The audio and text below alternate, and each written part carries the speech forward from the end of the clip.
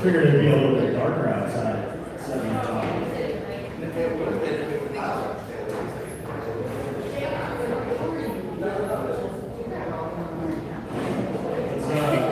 How is everybody? Yeah? Is everybody ready? Looks like I got something from you. So this is our second event for the Iron Legacy Collective. Myself and Alex Plains partnered up. It's our second event. We were doing I'm going to explain a little bit more about the Iron Legacy Collective and kind of the movement that we have going on here locally and what we would like to see this turn into. But obviously it's turned into something. We got some you guys showed up. So Alex, go ahead and introduce yourself and tell them what we talked about. Yeah, for sure. Mark, does this work? You turn it on.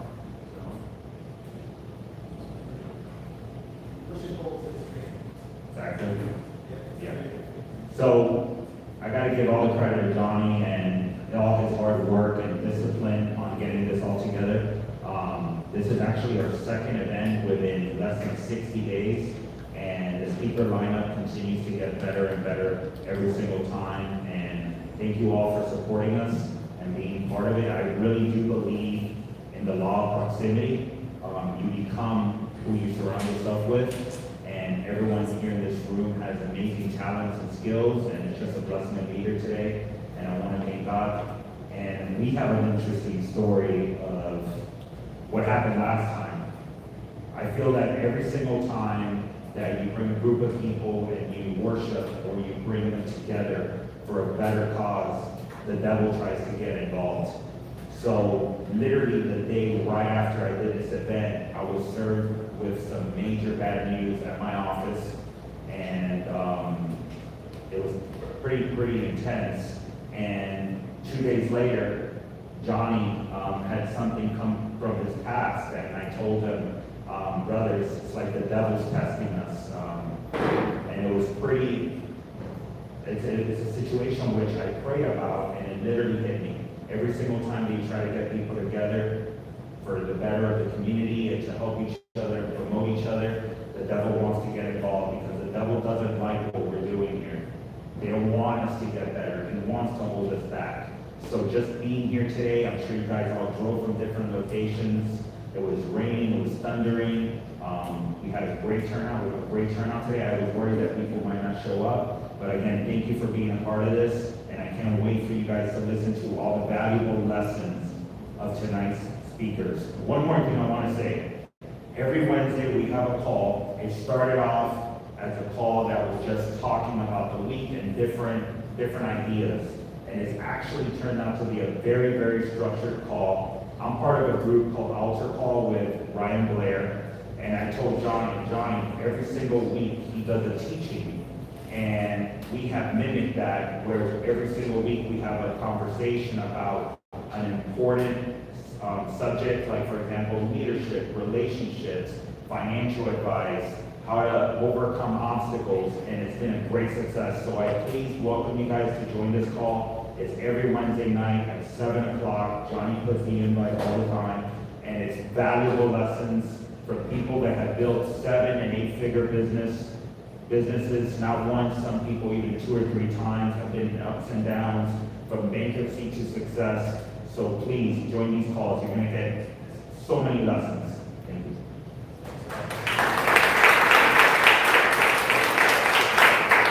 So it's definitely right about the getting attacked thing, because I feel like all day today, I just kept it was one thing after another. The enemy just tries to put a wrench in your plans, he comes to steal, kill, and destroy. And because something good is coming, right? Every single time that happens for me in my life, I know that on the other side of that mountain that there's something better for me, or better that's going to happen. But like Alex said, we've got a QR code for that. Basically, you know, we've all been to a lot of events. We get motivated. We go to these summits, and like the weekend, we're fired up, and then Tuesday morning, we're back to our old self. So we wanted to develop a community of like-minded individuals who are just straight killers in their industry. Doesn't matter what you're doing in life, right? If you want to get to the next level, you want to be a better version of yourself, and then we stay connected and stay together and do life together, and help each other out in any way, shape, or form.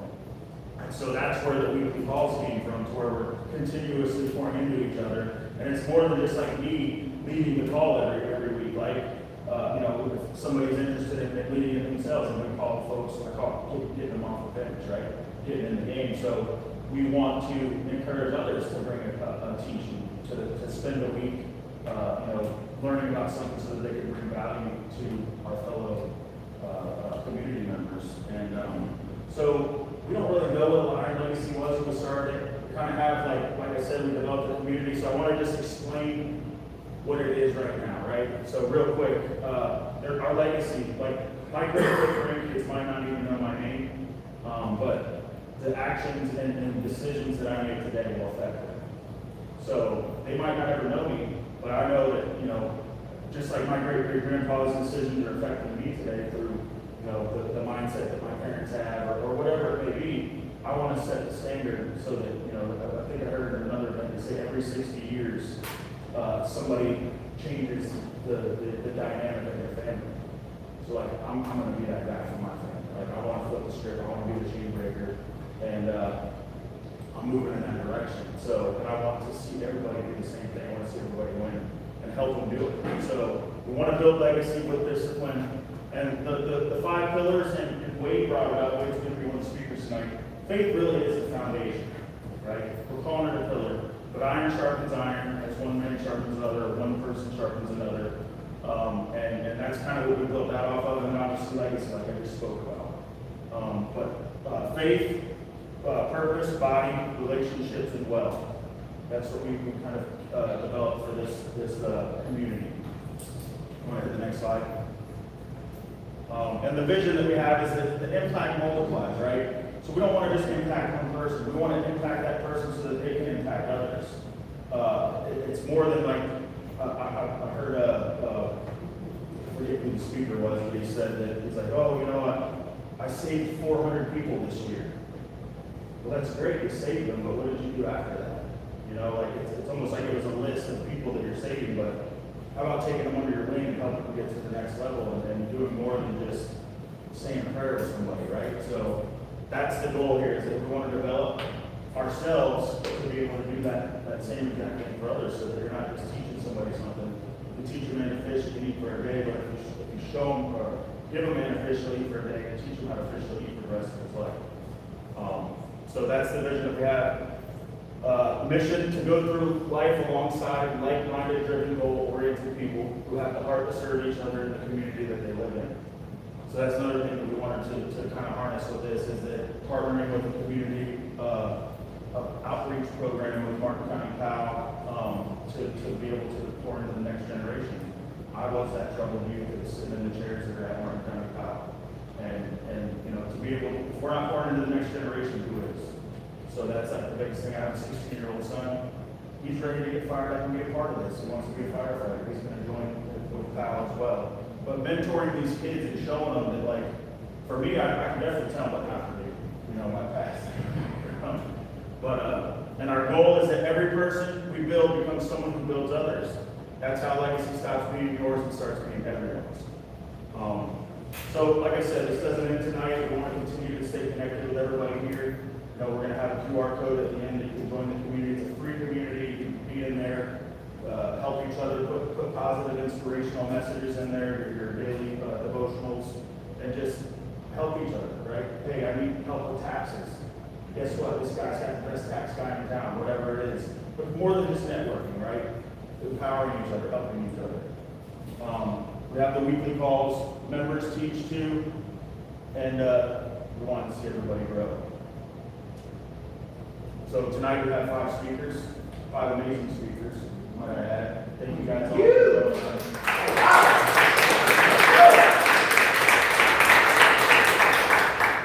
So the first speaker tonight, I'm going to make T-shirts for the next event. No coincidences, because I don't believe in them. There's a real extract goosebumps. God just kind of places people in my life, and I've seen it, like He's conditioned me for each step of my life. And you know, how I ended up leading Ryan was it's just crazy. There's no other way to explain how all these certain situations happen for us to just get to the point where we're at right now. He is my coach right now. He is my mentor. I'm learned a lot from him. I look up to the guy. He's got some amazing skills that he has also invested in himself.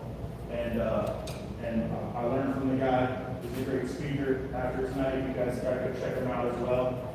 And with that, Ryan, come on up and speak.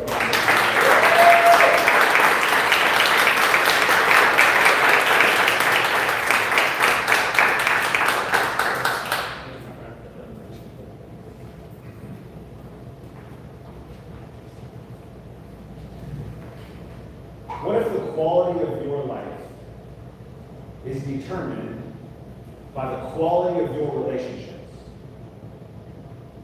Wouldn't you agree the way I have relationships with you is a direct mirror of how I have a relationship with myself? Wouldn't you agree that what I see in you, I see in me? Wouldn't you agree that the things I may not like in you are actually things I may not like in me? You see, relationships are the foundation of everything that we build from in our lives. And what's interesting about this is the most important relationship that we have, and I'm sure you've heard this before, is the relationship we have with ourselves. Would you agree with that, yes or no? Yes. Yeah, yes or no? Yes. And so then the real question is where did we learn how to have the relationships we currently have today?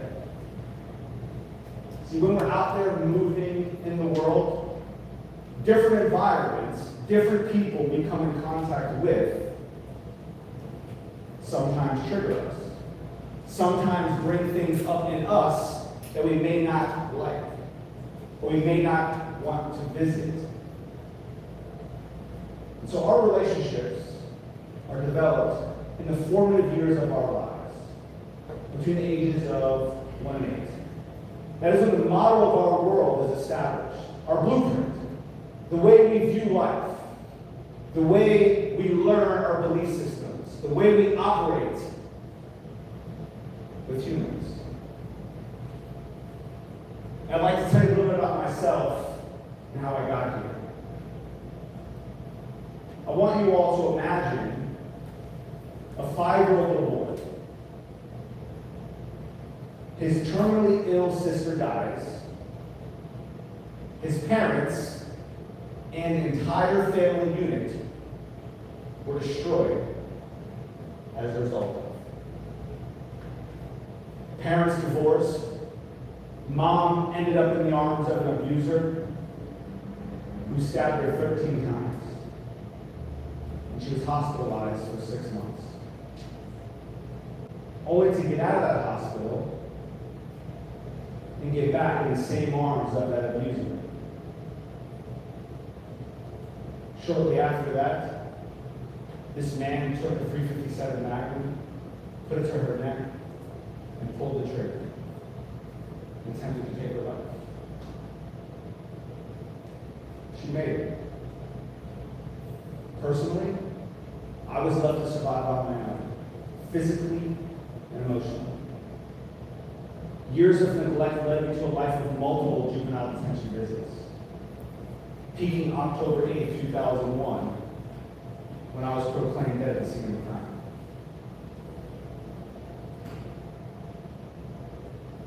Clearly, God had a different plan for me. Yet, I was still facing 25 to life.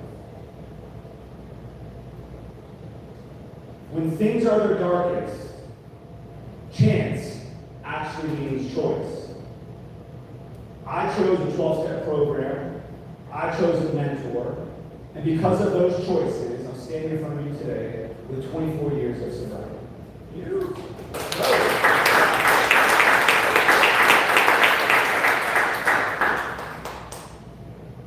You all made the choice to be here this evening. That's not by chance. So on you to make the decision now to truly change your life forever. Where do you want to be standing in 24 years? See, the moment of a decision will truly shape your future. And Johnny talked about legacy. What is your legacy going to be remembered as? How are people going to remember you when you're no longer here? And see, my parents, they taught me how to have relationships. Getting out of jail, the judge gave me another chance, looking at 25 to life. Removing the drugs and alcohol, guess what happened? I was left with myself. All of the things that I was using to numb myself, all of the things that I used to cope in life were removed from me. And it got actually much more difficult. I started to find myself in other addictions. I couldn't sit in my own skin. I did not enjoy the human being that I was. When I looked in the mirror, I hated myself. I didn't understand how to have self-love or self-compassion. I thought something was wrong with me. I had so much judgment and criticism over my parents because of what I went through as a child. And I had a very hard time forgiving them.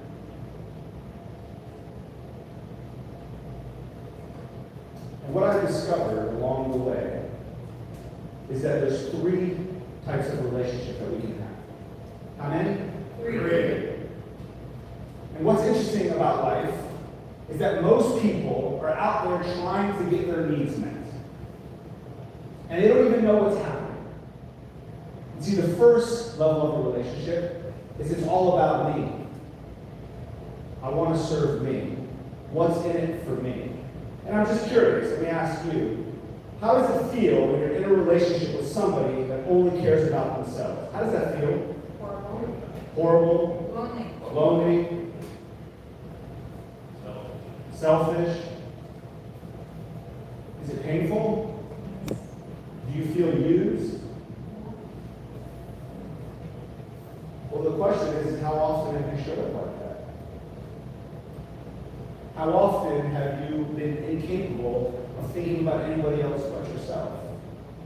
And see, what's interesting about the human behavior is that we have this survival mind. 95% of our brain capacity is unconscious. So we have this mind that is constantly scanning the horizon, looking for what's wrong. And so when you have a dysregulated nervous system, someone say dysregulated nervous system. Dysregulated nervous system. When you have a dysregulated nervous system, it's very difficult for you to put down the walls. It's very difficult for you to see people for who they are. It's very difficult for you to have love and compassion if you're constantly on pins and needles. You see, so often in life, we medicate, we disassociate, we get busy, we miss out on what's going on in the present moment. A lot of my years, I lived in the first dimension of a relationship. It was all about Ryan. What was in it for me? What do you have that's going to benefit me? How am I going to use you to get my needs met? And guess what? We attract who we are. Someone say we attract who we are. We attract who we are. So the relationship I have with myself is directly how I'm having relationships with other people. So when I was in that dimension, when I was operating from that perspective, I was attracting those types of people in my life. I had toxic relationships. I was incapable of seeing my parents for who they really were. I saw them through the lens of survival. I saw them through the lens of hate and bitterness and anger because of what I thought they did to me. I couldn't imagine growing up, how could you do this to somebody that didn't even know any better? I didn't know that I shouldn't steal from my dad. I didn't know robbing houses was a bad idea. I didn't know stealing cars wasn't the right thing to do. That was what my own mother taught me. I remember this time specifically. I was on Woolbright and Military Trail. There was a Publix shopping center. My mom was smoking crack with the guy that attempted to take her life. And I remember she brought me to the Publix shopping plaza. And she said, you're going to go to the front. And the first elderly woman that walks out, you're going to steal her purse and run to the car. And I remember crying in the back seat because I didn't want to do it. I was so scared. I was shaking. And she was screaming at me. And I did it. Because I wanted to serve my mom. I just wanted her to love me. I just wanted her to accept me. So for a very long time, I did not know how to have healthy relationships with her. That wasn't modeled for me. In 2018, my mother passed away. I believe she left this earth to give me the opportunity to heal. I remember standing at the side of her bed before she left. I felt the guilt. I felt the shame. And I remember her just looking at me, and she just kept saying how proud she was because I got sober, because I was staying sober. It's something that Jonnie talked about. He was talking about the generational character, the transitional character.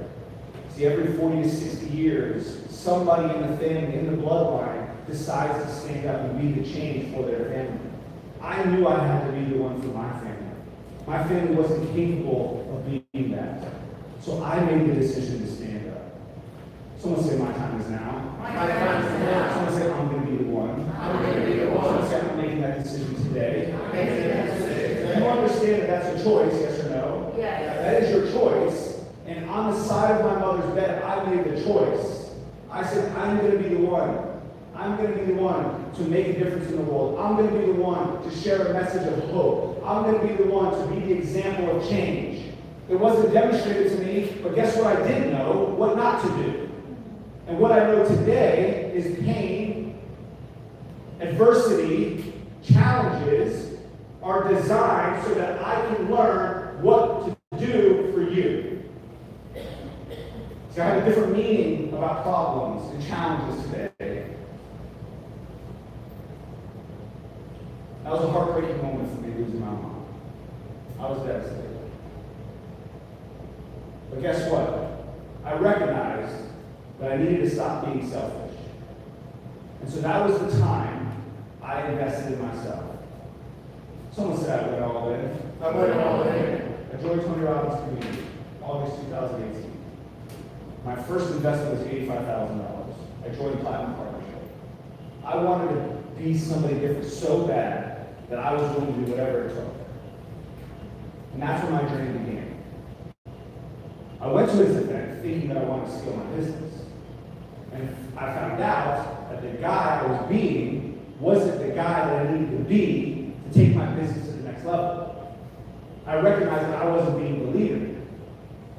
I recognized I was attracting the toxicity that was in my business. I was attracting the people in my life that wasn't serving me because I wasn't serving them. And so I started to develop. Someone said I started to develop. Do you remember a time in your life when you learned something and you was like, enough is enough, and you're going to do something different? Do you remember that time? Yes or no? Yes. That was that time for me. Losing my mom, wanting to scale my business, going through that pain, that was that moment for me. And then I evolved into the second level of relationship, which is conditional. We call it horse trading. Someone say horse trading. Horse trading. I give you 5, I want 5 back. And what happens when you're in a relationship where you're keeping score?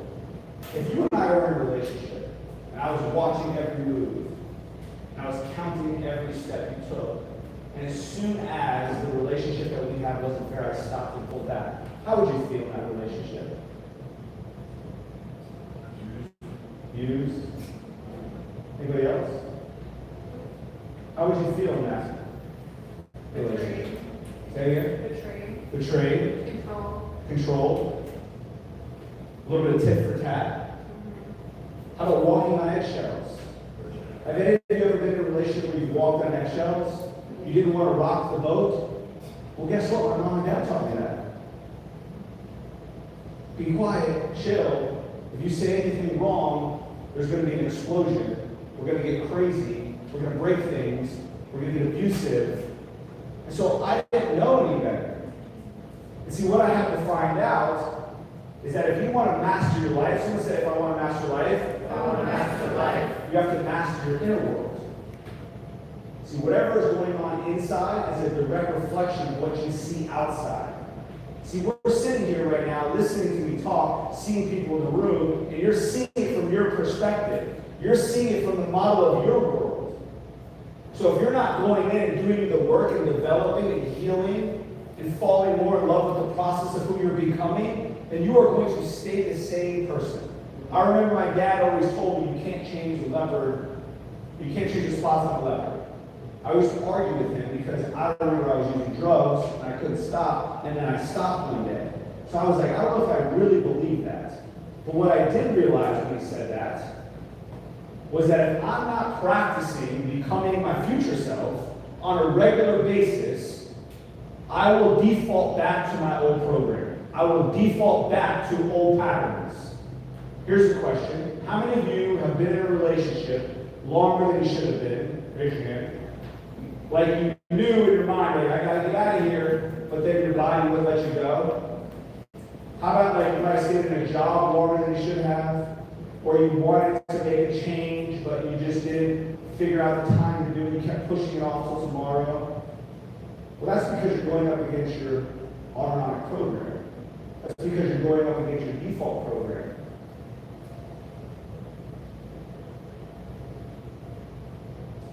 September 2019, I got in the biggest fight that I've ever been with my father. My father's a man's man. My father is a guy that doesn't show his emotions, doesn't know how to express himself, didn't know how to say, I'm proud of you, son, you did a good job. He didn't know how to do that. So I always felt like I was competing against him. I always felt like nothing I did was good enough. Has anybody else felt like that here before? Like no matter what you do, it's never going to be good enough. Why try anyways? I said some very mean and hurtful things. I didn't even realize how angry I was. So maybe a month goes by, he messages me. He says, hey son, do you have time Saturday? I'd love to go to breakfast with you. I waited. I wanted him to know I was busy and all that going on. An hour later, I texted him and said, unfortunately, I don't have time. I'll get back to you. The following Tuesday, I'm laying in my bed. 4 a.m., I wake up. Have you ever had that wake up where you feel like your heart is just pounding, like something is going on? You don't know what it is, but there's something happening.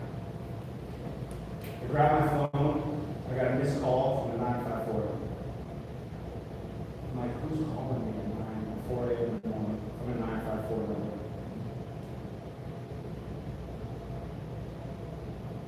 I close my eyes, I look back at the phone, I get another missed call, I'm like, who's calling me?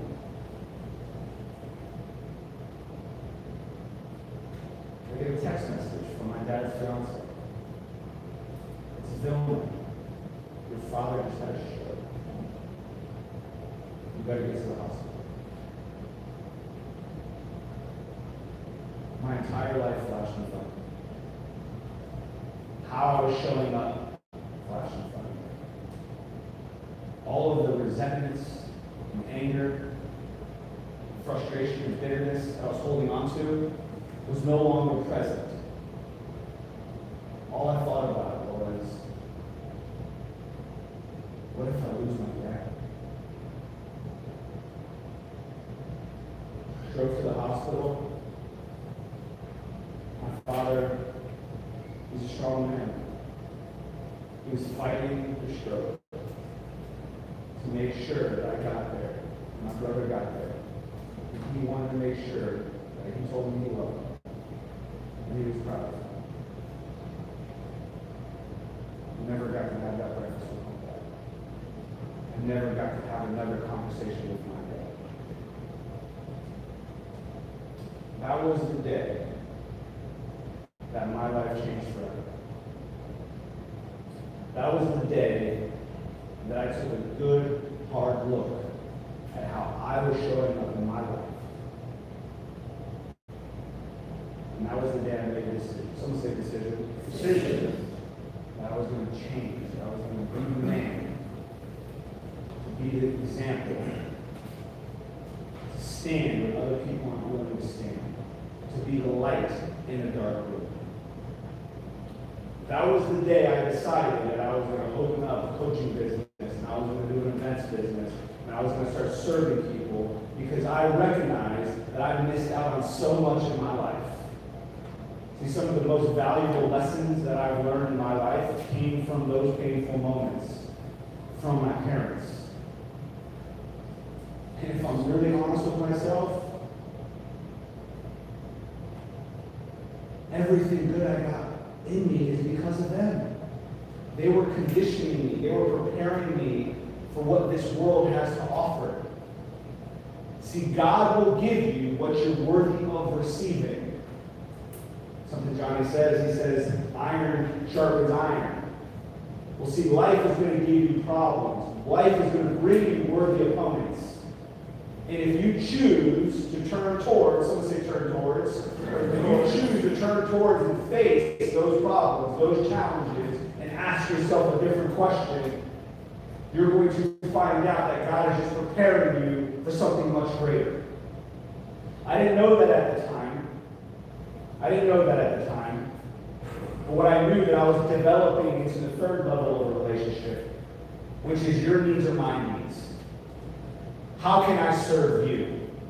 See, this is the definition of servant leadership. And so this was about the time when my company started to take off. This was about the time when I started to speak on some of the biggest stages in the world. And I believe all of those painful moments were conditioning me to be here, to share this message of hope, to share this message of transformation, to be able to develop and introduce opportunities for you to truly grow and become somebody that you know you're capable of becoming. How many of you really believe you're living up to your full potential right now? So just think about that for a second. We're in a room full of people, and nobody raised their hand. And I'm not saying this from a place of judgment. I'm just showing you a mirror so you can see how you're choosing to show up in life. And I had to recognize that for myself. See, don't lose both your parents and have regrets like I did. Because there is not a day that goes by where I wish I didn't have that breakfast. There's not a day that goes by that I wish I could have told both of my parents how much I love them and how proud I am of them. Because they left this earth thinking they were failures. And every time I go out and speak on stages, I think about them. I'm doing it in remembrance of them. I'm flying their flag. Because if you're going to blame them for the bad, you better blame them for the good. Because they're both. See, life is really all about what you focus on. See, what's wrong is available. What hurts is available. What's painful is available. But guess what? If you choose to focus on what's right, that's available too. If you choose to focus on the gift, that's available too. See, what you focus on, you get more of. What you focus on expands.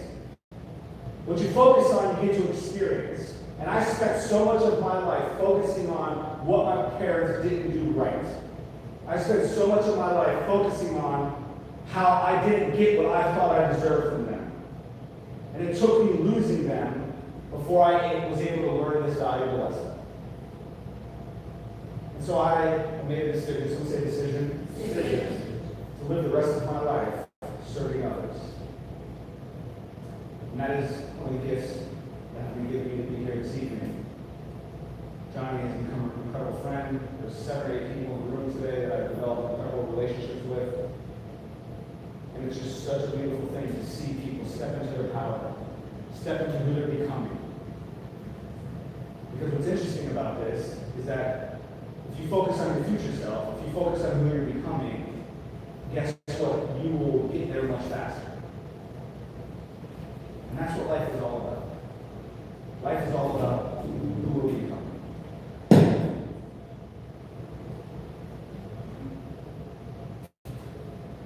Thank you, Jonnie, for putting this on.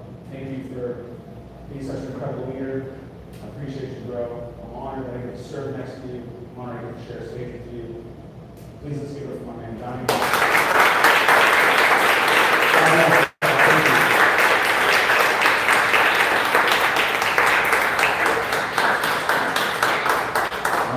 Just give it up for Ryan.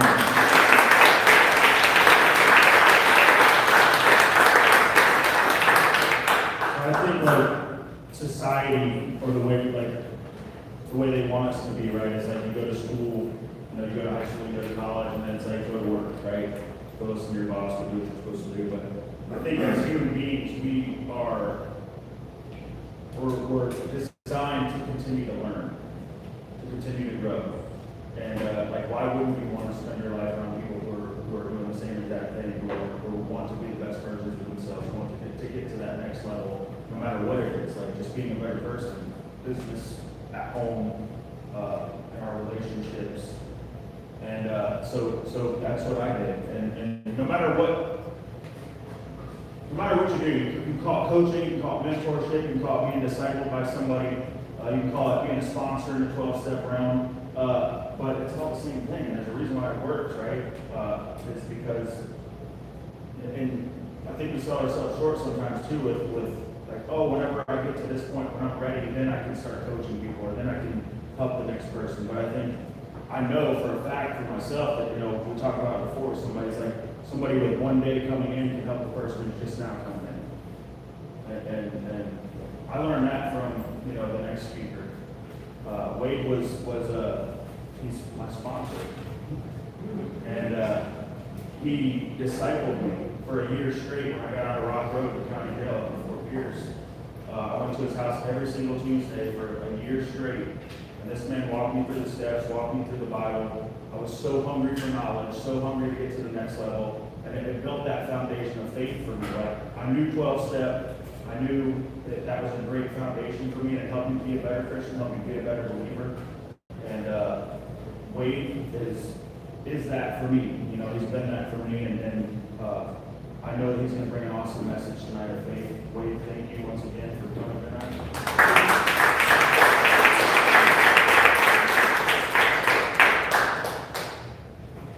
Hello, everybody. Hello. I had the awesome pleasure to meet each and every one of you that made it to my 7 o'clock.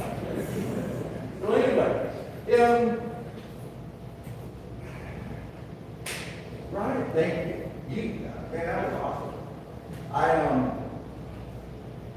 If you hang out long enough, you hear somebody that went through the same things that you. And you know, some people call it rock bottom, okay? But rock bottom is a firm foundation, okay? You know, I was talking to Jonnie whenever we first asked him to start to speak on faith. and one of the 5 pillars. And I was sitting there, I was trying to figure out faith as a pillar. I couldn't do it. See, what I found was that faith is the foundation that all of the pillars are built on, okay? Something I ask people, I do a lot of teaching out at Rock Road, okay? You guys are a lovely crowd because, I mean, there's everything represented here, you know? But so is the gym. You know, there's a lot of people that have found themselves in there, and, you know, when I see them in the blue uniforms, it doesn't matter, you know, what kind of car you drive, what kind of house you live in, or anything. You're sitting there. You know, I was kind of intimidated to come out here and speak to you. To speak to you on faith. So, I don't have to tell you how I got to where we're going to go, because if you listen to Ryan, that was me. So, 2008 wiped me out. I lost everything. I really wanted to die, so I tried to drink and drug my way into that. My wife left me. I had no job. I took up selling drugs for a living, you know. I didn't know I wasn't a very good drug dealer because I did all my profits, you know. And then I ended up in jail. You see, in that broken place that I was in, you see, I had no faith. I didn't believe in God. I didn't believe in anything out there. I didn't believe in chance. I didn't believe in anything. The only thing that I had believed in my life was me, not them.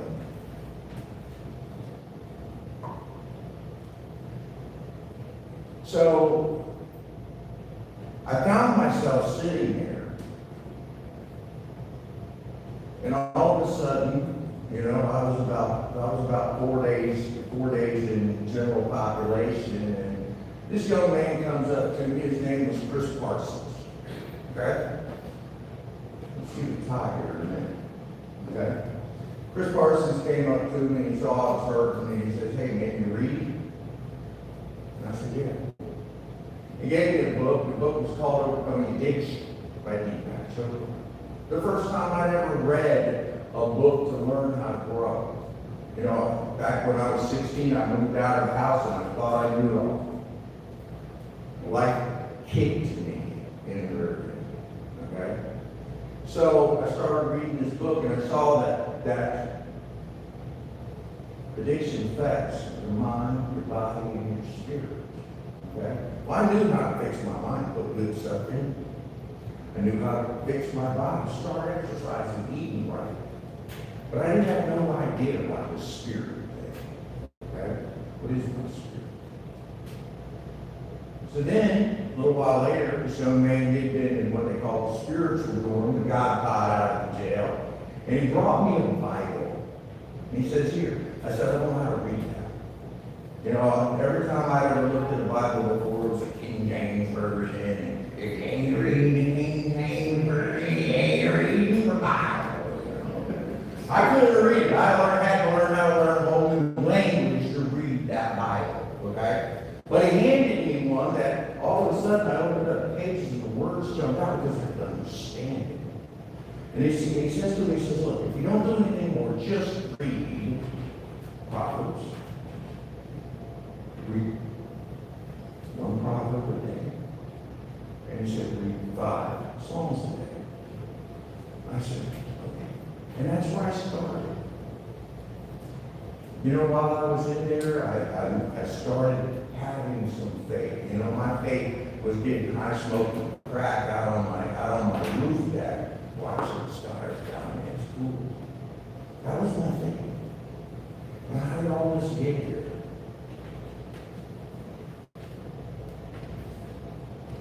Well, I went through, and I can go through the Bible and I can share all this stuff with you, and I've got all these people who had faith in the Bible. But tonight I'm going to share about how I developed the faith. Okay? because it wasn't a simple journey. You know, I had to go through everything I had to go through to get the faith that I have today. Back in 1996, I was with a man, and he was a faithful believer in Jesus, and he tried to get me to turn my life over to Jesus, and I wouldn't have no part of it. Okay? And I said to him, I said, I don't have the faith that you have. Isn't it amazing? Look at this, 913 tonight. Isn't that amazing? You know, I don't have the faith that you have. And I said those words that came out of my mouth way back then, and then let's flash forward to 2013, 2014, when I'm sitting in jail up there. Okay? And, you know, all kinds of remarkable things started happening. Okay? I was at my bottom. I had nowhere to go. And I started reading Psalms. I started reading Proverbs. I got to know this guy, David, you know. Man, this guy knows what he's talking. He knows how I feel right now. And as I was reading that, and I was going through it, I was moving forward, so I started learning to read a little bit more, just being directed. I was following. I don't know what I was following, but that's not what I was following. Something was leading. I didn't know what it was. You know, then I'm sitting in this Journey Forward program at the jail, and they had a day on healthy relationships. I'm going to share this story, okay? One of the things that I found in my life that I had never, ever had a healthy relationship with my wife. Not with my mom, not with my dad, not my brothers, my sisters, aunts, uncles, cousins, nobody. I'd been married 3 times, numerous girlfriends, never had a good relationship. It was always about me and serving my needs and all those things, right? But I had $1 million business when I was 23 years old. I was the brokest millionaire who's ever me, okay? But I had a painting business that was doing $1 million a year to the painting back in 1983. Now, in 83, that was a big business. You know, I've had relationships. I got out of the army, I had a body, I've been a little fat boy my whole life. Got out of the army and I was built. I've had wealth in my life, but I never had purpose. And I never had faith. My own purpose was how people serve me. So I'm sitting there and I had this thing on healthy relationships, and as I was sitting in there one of the day, I was like, I prayed about it that night. I didn't do a lot of praying. I prayed about this. And I said, God, I said, I don't know a lot about you. But one thing that I've seen in my life is I've never had a healthy relationship.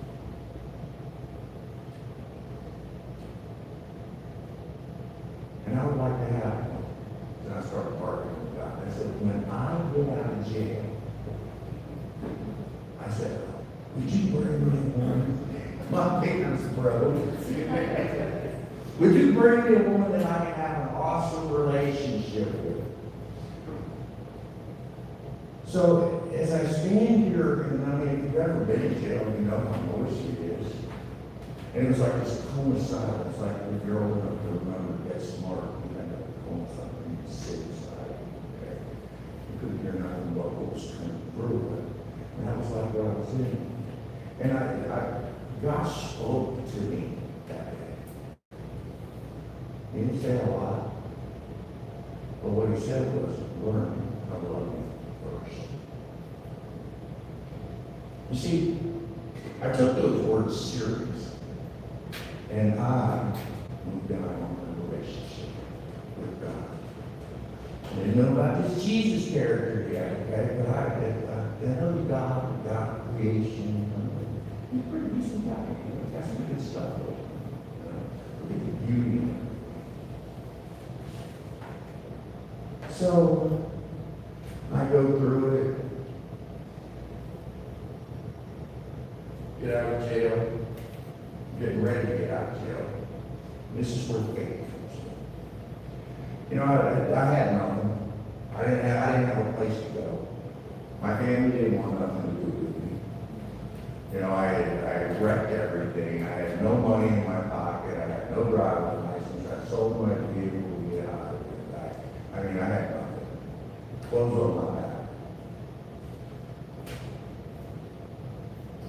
About 2 weeks before I get ready to walk out of jail, he came in and he said to me, he said, you know, Wade, we give people an opportunity, right? We'll pay for 2 weeks at a halfway house for you. And we'll help you with some things to get started with. And I said, okay. I said, let me pray on it. Well, I prayed. And I heard God's voice again. And like his answer, I said, no. And I started that bargaining game, but God, don't you know I got no place to go. I got no place. No one's going to take care of me. How am I going to do this? He says, step out in faith. You know, and I told them that, and they said that's the dumbest thing I've ever heard in my life. You know, you're going to walk out of here with no plan. And I said, I guess so. But when I walked out of that jail, one of the only men that I had not messed over, that man that had been praying for me since 1996, that man who had faith in me, why I don't know, was sitting outside of that jail. And he said, as I walk out there and I experience the freedom for the first time in 6 months, and I walk out that jail and I was like, man, freedom. But there was a split second before that terror started to set in. And from over here, I hear that voice, hey, wait. Come on, I got you. And he picked me up, and that was the beginning of my recovery.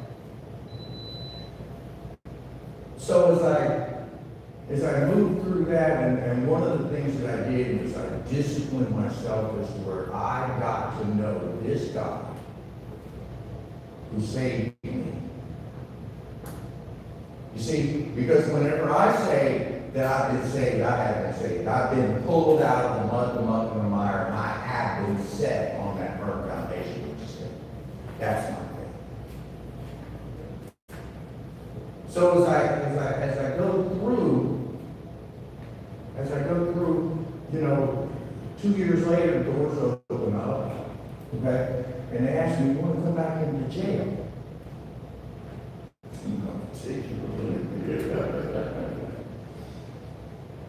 So for the next 5 years of my life, I spent every Friday in jail from 8:30 in the morning until 8:30 at night. I taught in spiritual dorm, I taught in drug dorm, and I did a chapel service every Friday. You know, one of the things that I want you guys to understand is I'm terrified to speak to people. Terrified. But you know what? Little by little, God brought me here. He gave me a vision that one of these days, that I will speak in front of 5,000 people or more. So I know I'm not done until that happens. Okay? The crowds keep getting a little bigger, you know. But one of the things that I want to ask you tonight is about your faith. You see, I met Johnny when he was sitting in the back row at the jail.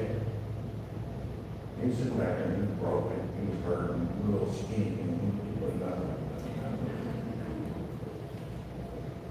And you see, what you guys don't know again is faith, okay? I'm a results guy. Okay? I want to do something, and I want a result. I do something, I want a result. Okay? Well, I've been going out of that jail for 3 years, and not one result. I was ready to quit. I was ready to hang it up. This is doing no good. I'm not getting anything out of this. But then one day, met this guy sitting on the back row. He's sitting there, he shows up there at the chapel. He's listening. Somewhere down the road, this young man comes up and he says, hey, I met you out at the jail. I got through some of the steps down here with a group that right before COVID started, shut everything down. He says, can you be my sponsor? I said, sure.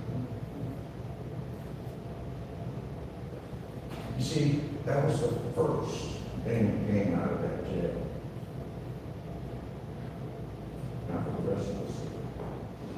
The young man that showed me the Bible, that young man that gave me that book, that young man that I was in jail with was Johnny's cousin.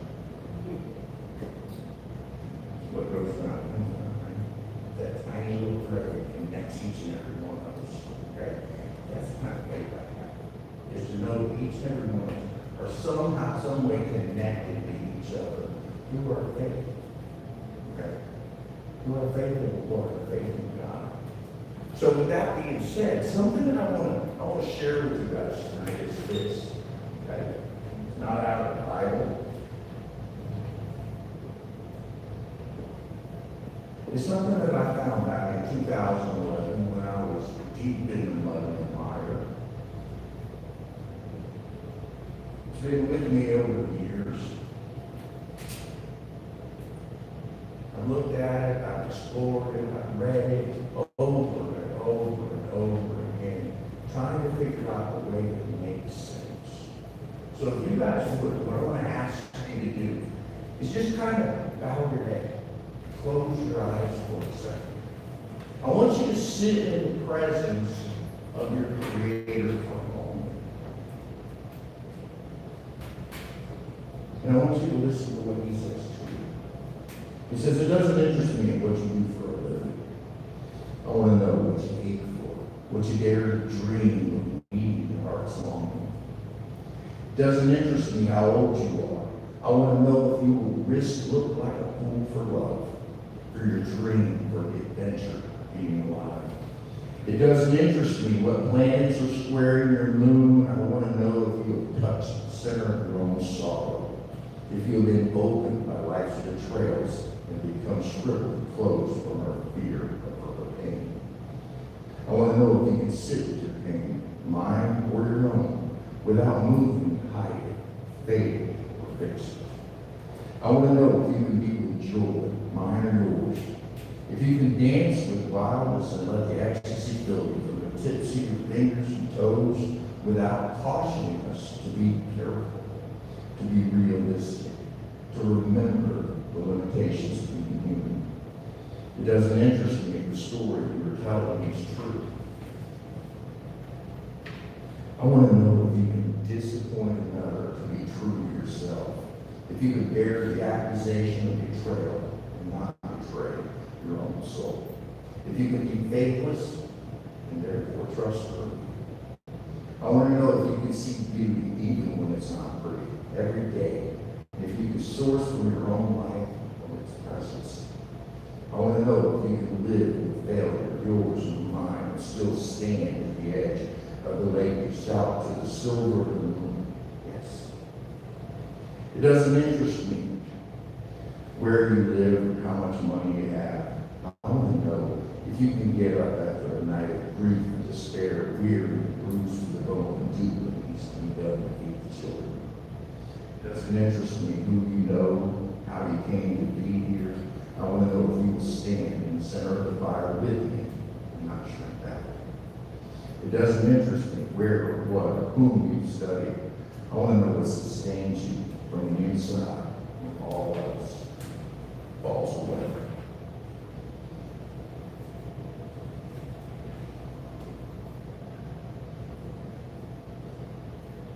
I want to know if you can sit in the quiet moments and like the company that you keep.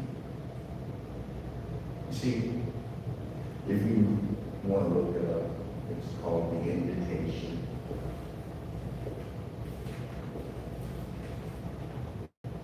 From a ride up the mountain poetry, I believe is what it is. It took me a while to find it. Somebody had tried to write it, but they didn't get it recorded out of it, and I had to go find it. But the question is this, is what do you put your faith in? Do you put your faith in God?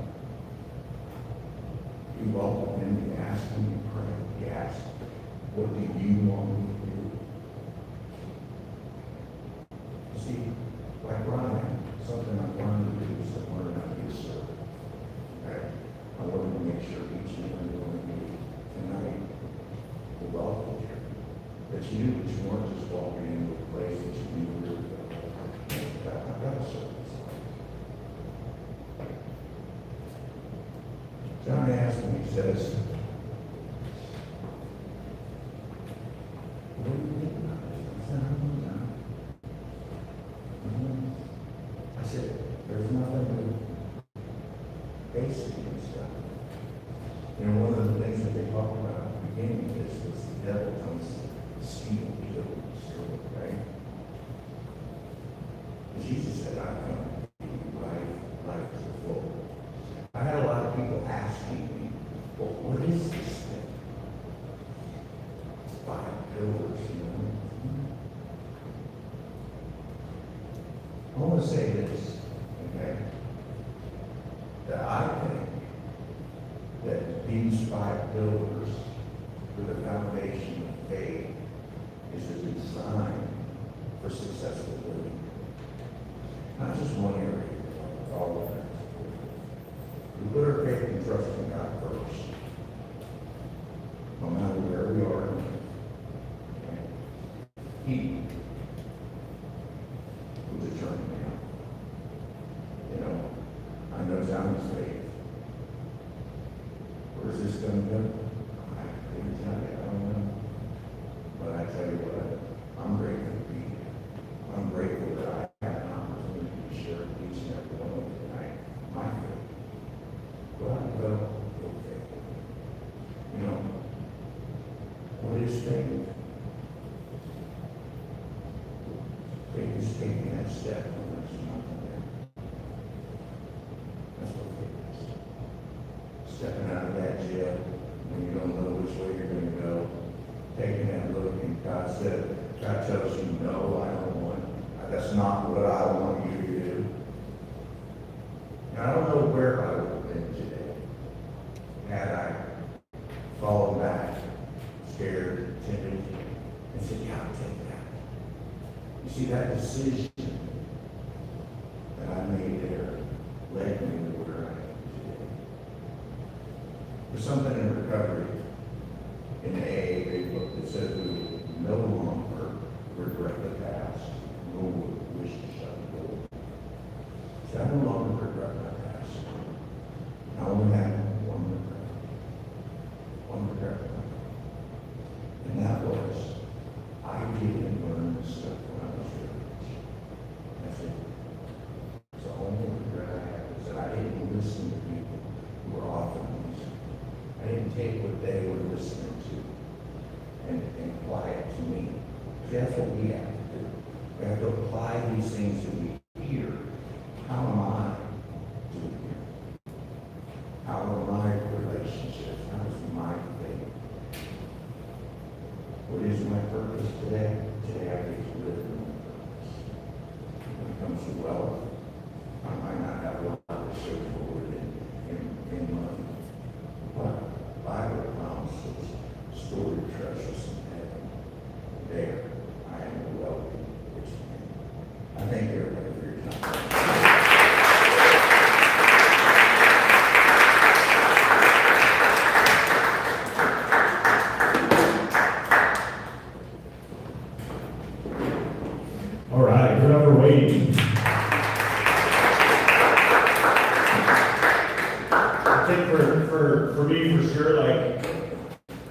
my definition or what I thought faith was, I knew what the opposite of it was. I knew what fear was.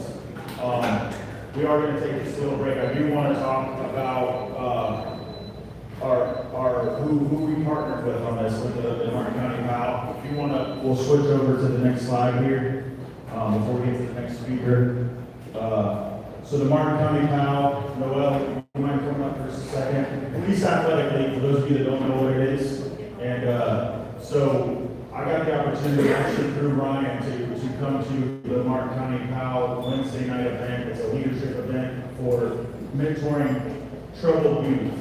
Every Wednesday they have this. It's a court-ordered program for troubled youth that has gotten in trouble, whether it was fighting at school, vaping, and you know, I went to that first event and I saw myself sitting in that chair. That was me whenever I was younger.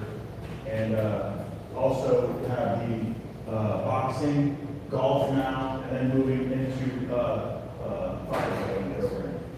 So I was like, we're collaborating. Like, that's what the world is today. You're partnering with people, you're collaborating, you're wanting to see people win. And I thought this was an amazing opportunity to, you know, my son wants to be involved in it now, but he knows that there's something that existing in this area. So Noel, go ahead and speak on this a little bit.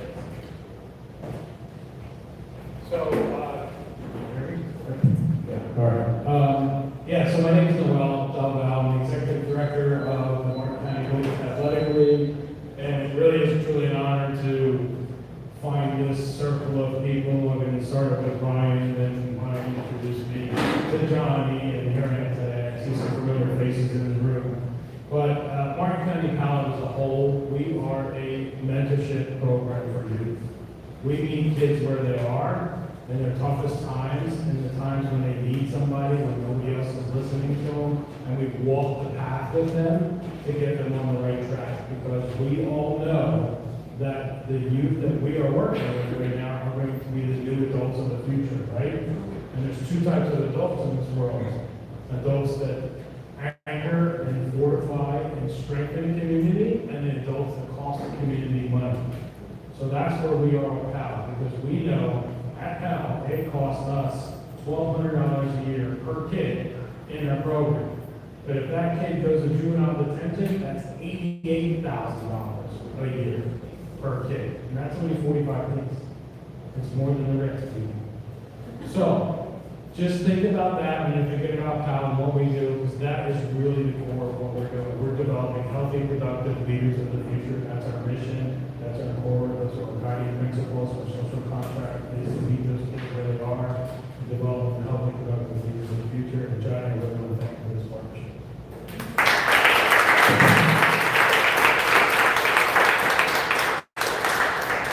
So yeah, real quick, like Ryan talks about it a lot too, and you know, I want to say that I'm all in when it comes to Martin County PAL. They have on their vision board a building, a new facility that they want to build here in Martin County, and my goal is that within the next year that we're able to help them raise the money that they need to be able to build that building. I want to be a part of it.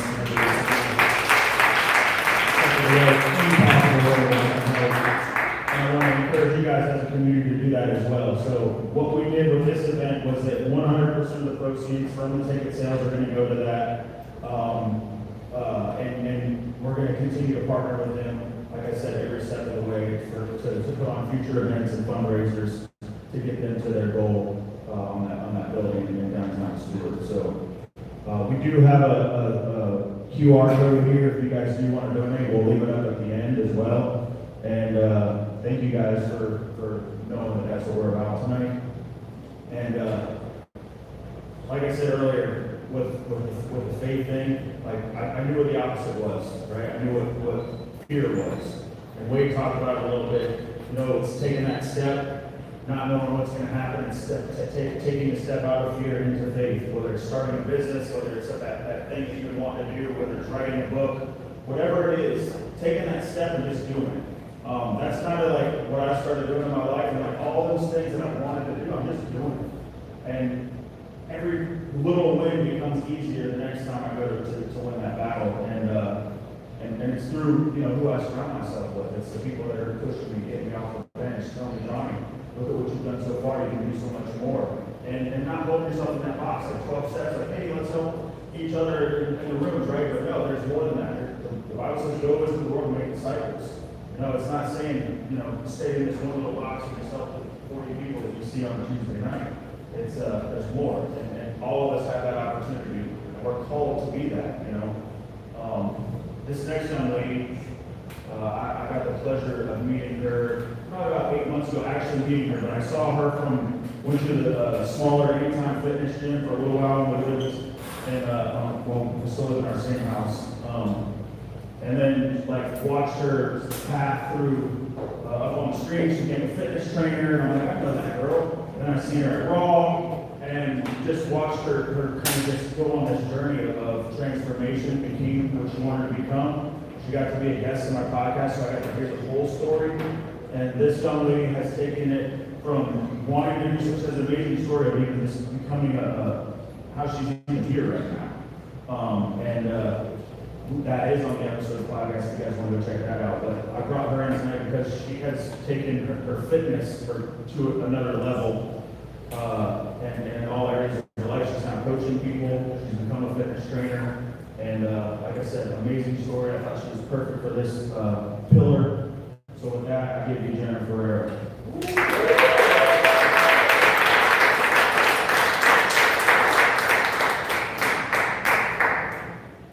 Good evening, everybody. Thank you for being here tonight. This is my first time doing anything like this, so I am a bit nervous. But my fitness journey has taught me that you can step out of your comfort zone and you just have to continue to show up. So that's what I'm doing here today. I'm showing up even though I'm very uncomfortable. One day I hope to be able to do something like this and just speak freely, but for today I wrote something that I am going to read off of. So before I get there, I'm going to introduce myself. I am a certified personal trainer. I am a nutritionist, online coach, bodybuilding athlete. I studied human nutrition and dietetics. For years, I couldn't have told you why. I didn't grow up in a house that valued health. Nobody in my family worked out. I didn't have fit parents modeling this for me, showing me what it looked like to protect your body on purpose. That was not my normal. What was my normal was watching the family that I had suffer. I'll come back to that. Tonight, I'm not here to talk to you about how a body should look. I'm here to talk to you about what it takes to actually build one. Because I didn't learn that lesson in the gym. I learned that lesson when my entire life fell apart. And the only thing that I could control is how I put my body and what I put in my mouth. I want to give you one sentence to hold on to for the next 20 minutes. Your brain quits before your body does. We'll come back to that too. 3 years ago, I moved to Florida to be with my then long-distance fiancé. I thought I knew what I was signing up for, but I did not. The visa process I entered nearly broke me. I couldn't drive, I couldn't work, I couldn't leave the country to see my own family for years. I had no friends here, no community, nobody who really knew my name. In the middle of all that, I married the love of my life. 3 weeks later, the man who raised me passed away suddenly without warning. I don't have to tell you what that does to a person. Grief on top of isolation, on top of depression that I did not see coming, and I didn't know how to survive. For the first time in my life, I felt genuinely powerless. Everything, my location, my paperwork, my ability to work, my ability to greet many people that knew my father, every single thing was out of my hands, except one thing. I could control how I moved my body. I could control what I put in my mouth. So I started back going to the gym. I built a routine and I told myself that I was going to go back to the gym and stick to it no matter what, because I wanted to feel strong and capable again. I wanted to feel in control again. I started meal prepping every week, badly at first and then a little bit better, and then genuinely creative, because doing it kept me busy and kept me sane. At my lowest point, I did not recognize the woman in the mirror. I was smaller than I've ever been, and not in a way that felt desirable. It felt like I was disappearing. Here's what I need you to understand. Self-respect is not a feeling. It is not something that arrives when your life is going well and you have the energy to be kind to yourself. Self-respect is a decision. It's a decision to show up for yourself when absolutely nothing else in your life is showing up for you. I didn't feel confident when I started that routine, and I did not feel like myself. The confidence came after, as a result of sticking to it, not as the reason I started. And there's real science behind why that works. Psychologists call it self-efficacy. And it isn't a personality trait that you're born with. It's built brick by brick through repeated evidence that you can do a hard thing and follow through on it. Every completed workout, every meal that you cut instead of skipping, is a small deposit of proof. Your brain quits before your body does. Let's go back to that sentence. Exercise scientists have spent decades arguing about what actually causes fatigue. For a long time, the assumption was simple. Your muscles run out of fuel, waste products build up, your body physically fails. Full stop, hardball. But a researcher named Tim Noakes proposed something different. What's called the central governor model. His argument is that your brain is constantly monitoring you during efforts. Your heart rate, your oxygen, your fuel stores, and comparing it all against how much further you still have to go.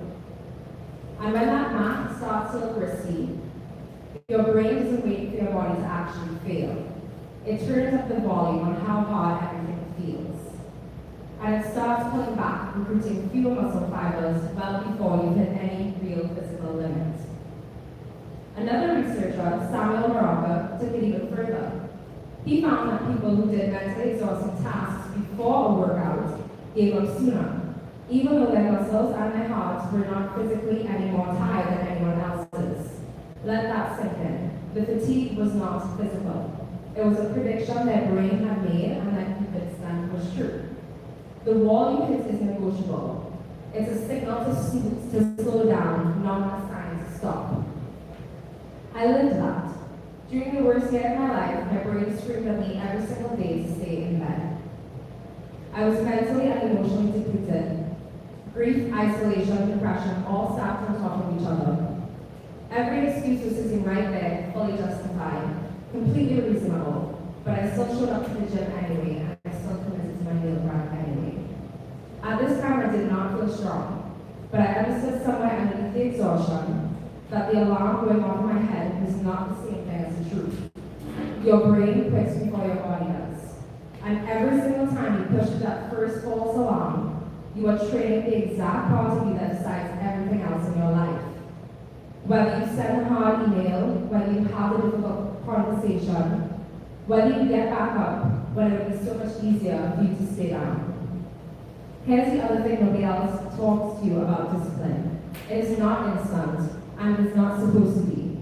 You probably heard it takes 21 days to make a habit. The number is a myth. Research out of the University of College of London found the average is closer to 66 days. And for exercise specifically, it's closer to 91. Discipline is not a personality trait.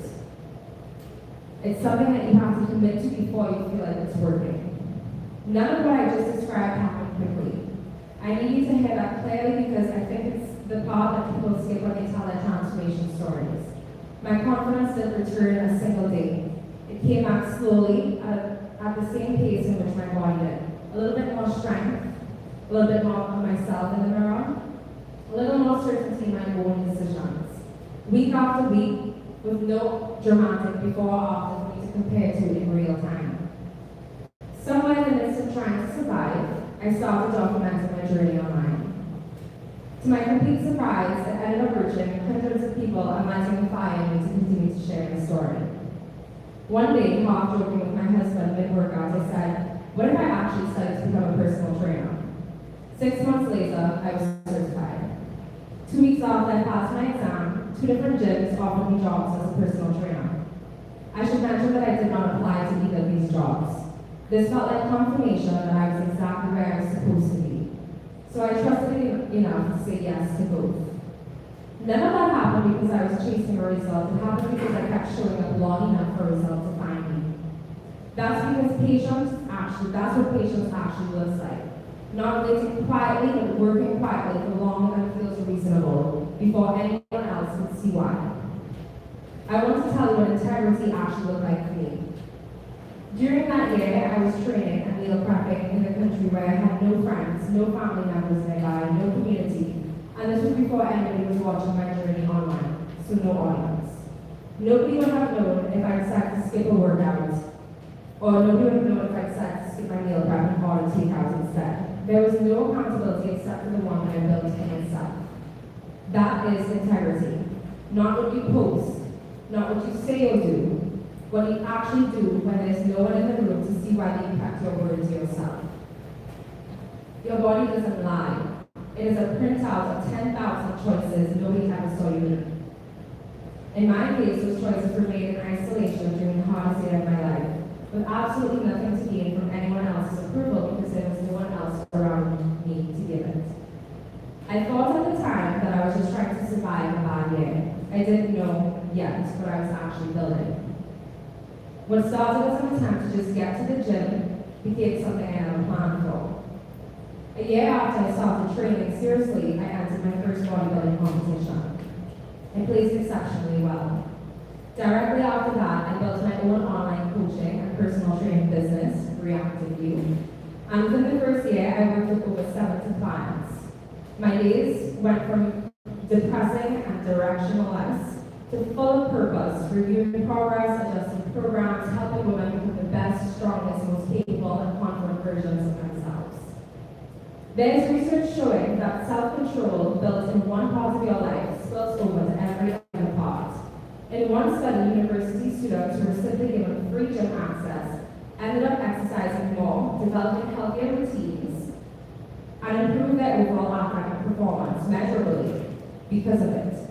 Fewer dropped classes, fewer failed exams. Nothing about their studying changed directly, but what changed was their discipline. I'm not asking anyone in this room to become a bodybuilder. I'm asking you to consider that your body might be the fastest, most honest training ground you have for discipline that will pay out in absolutely every other domain of your life, the way that it did for mine. I told you in the beginning that I grew up watching the women in my life suffer. And I want to finish there. My grandmother lived with rheumatoid arthritis for as long as I knew her. She could never walk properly.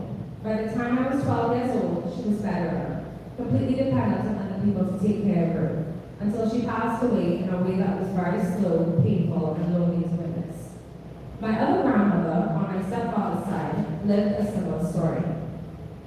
Frail, in need of constant care, and she too passed in a manner that no one should. I spent a huge amount of my childhood around sick, suffering adults. And it wasn't until very recently, after the depression, after the grief, after building an entire career on helping people move and eat and get stronger and improve their health, that I finally understood why I chose this path in the first place. I was sick of watching people I loved suffer and die in painful, preventable death. I was sick of seeing pain associated with helplessness. If my grandmothers had known what I know now about building and protecting muscle, about strength as something you bank early so it is there to protect you decades later, I know their last years would have looked entirely different, with much less suffering for everybody involved. I think about that often. I think about it every single time that I put a barbell in a client's hands. So everything I told you tonight, the visa process, the grief, the isolation, the gym, the meal prep, all of it was me without knowing it yet, refusing to repeat what I grew up watching. Here's what I want you to walk away with. Your pain can become your purpose, if you let it. What tests you can become your testament, if you let it. But you have to choose this life, the life to strive and overcome on purpose every day. Hardship is inevitable. Training your body trains your mind and prepares it Training your body trains your mind and prepares you for whatever life has to throw at you next. Your brain is going to tell you that you're too tired, too busy, too far behind to start. That's just the first alarm. I know because mine told me that every single day during the hardest year of my life, and I showed up anyway. You need one decision repeated until it becomes who you are. The body just makes it visible. Thank you.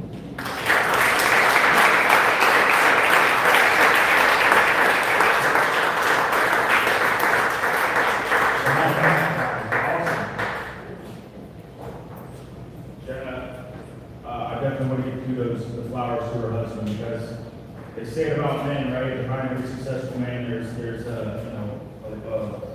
wife is supportive, but her husband has been behind her. And definitely.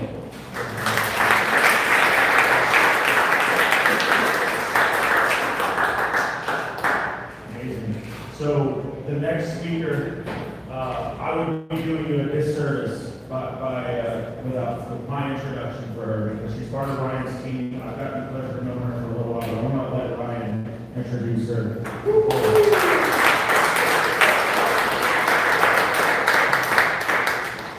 They never told me I would have this experience.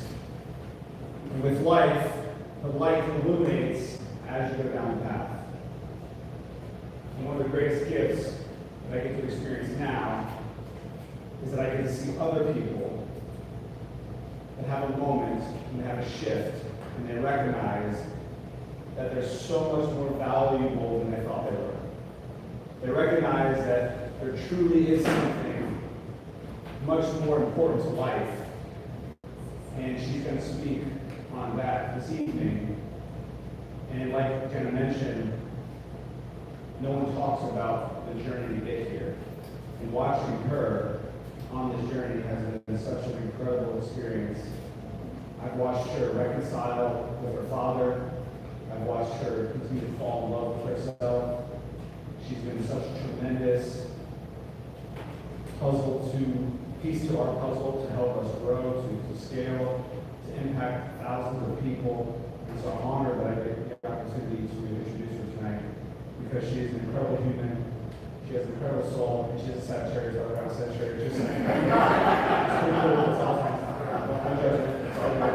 If you're not there, school's fine. But we get it. So that please make some noise for Nicole.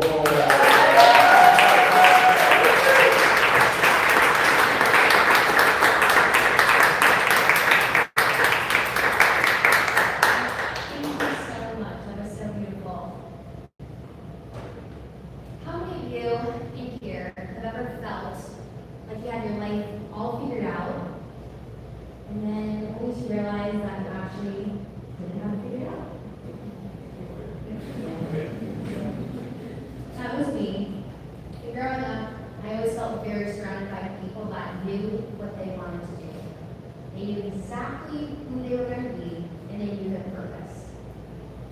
I went to school with 26 people for about 12 years, with all the same families, and every single one of them always seemed to have their purpose. They knew at 5, they were going to be a doctor, a doctor. They knew at 12, they were going to become a lawyer, a lawyer. And then they were going to run their family's businesses, and I was always just stuck with this question of, what is my purpose? Who am I? And how come I don't have this amazing career that I'm supposed to have? How does everyone know? Like, how do you know that at 5 that you're going to become a doctor? And I just always thought that was so interesting. And then to fast forward, where I'm at today, it all makes sense. But to backtrack, I always thought purpose was so heavy, and I made it heavy for the last 10 plus years. I journaled about it, I prayed to God about it. What is my purpose? Why am I here? I don't see a point. There's no point in being here. I don't have a purpose. I want every single book that had the word purpose on it. And I always had this crazy burden of purpose on my back. And actually doing this preparation for this speech tonight, it has become so healing for me. Because I'm actually living my purpose.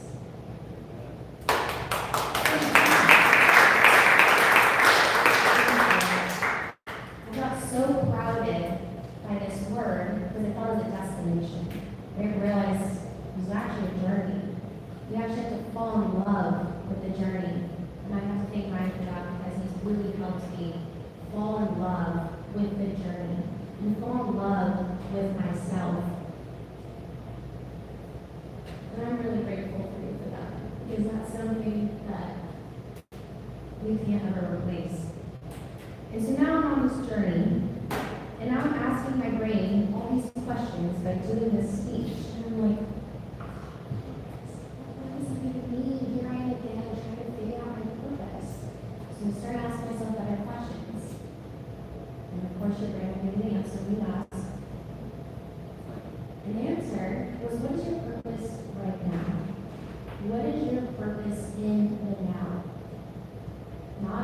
years from now, not 10 years ago, what is your purpose right now, in today's moment? And literally serve and help people every single day of my life. That is my purpose. I've always known that, but I got so clouded with having this word and trying to be 20 steps ahead of everyone and trying to, go my past this and that. I wasn't in the now. I wasn't in the present moment. I was just going back and forth, and that goes back to the journey of being in the journey and loving it. So it was funny when I texted Johnny, so I was trying to get all Ryan's details figured out for today, and his response back was, "Do you want to speak on stage?" Immediately my brain said yes, because of course. And then I went back to what Ryan said a long time ago, was anytime, or when he first started this journey, anytime someone would ask him if he wanted to speak on stage, he always said yes. So my brain immediately went to yes. And then 2 seconds later, I was like, absolutely not. I'm not doing that. I'm not qualified. Anything my brain would have told me, the negative it did. And I was just like, oh my gosh, absolutely not. So a few days go by, and I texted him and I was like, so what's the topic?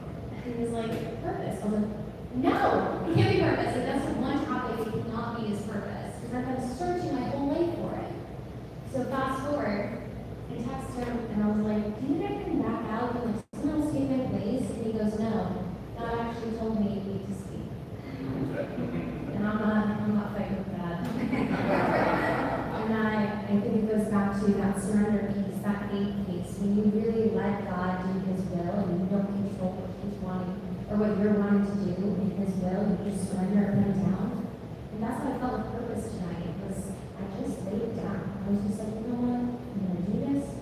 And it flowed so naturally when I started speaking on purpose. And I guess my question for you guys tonight is, what is your purpose in the now? Not 10 years from now, not tomorrow, not yesterday. What is it today? What are you doing that makes an impact today? What is your purpose in the now? I want to tell you what my story is. I think it's really powerful. And it shows how much of an intentional God that we serve.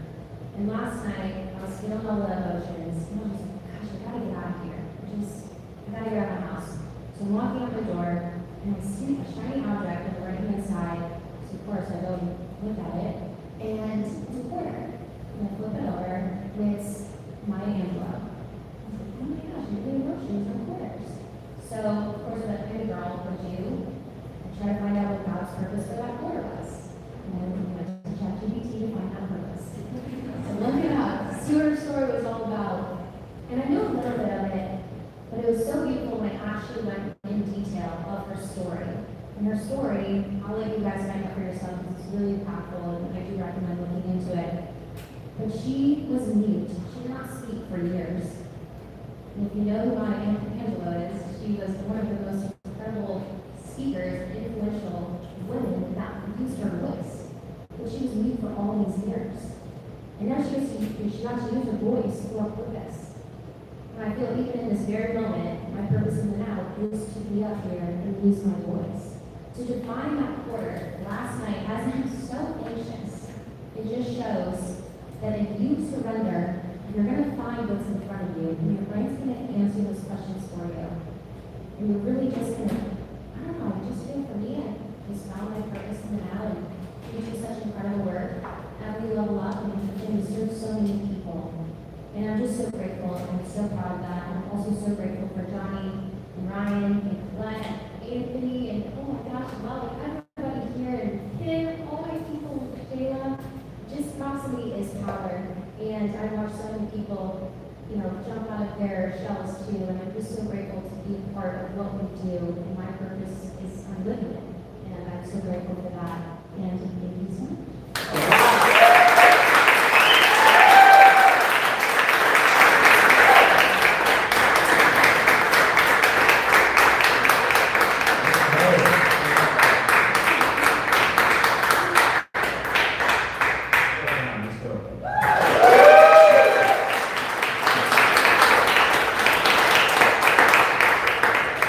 So no coincidences, once again, that morning, I texted out, my gosh, got everybody except the purpose, like, what do we do? Wait, sorry, Johnny, you ain't about me, man. I want her to be about others. And when she texts me, I'm like, let's go.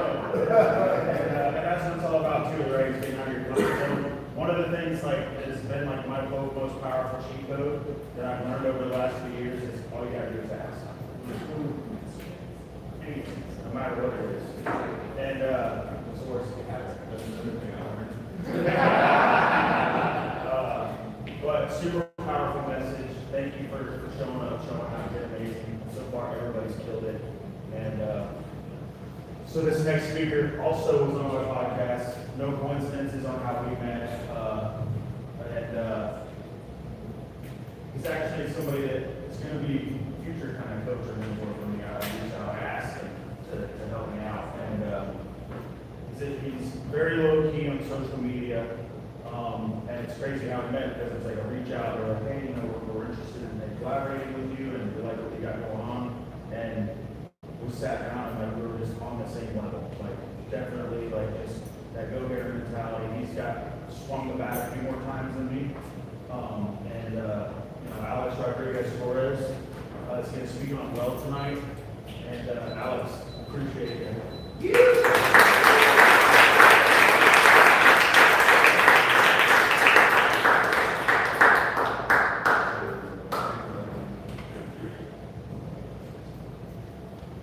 Good evening.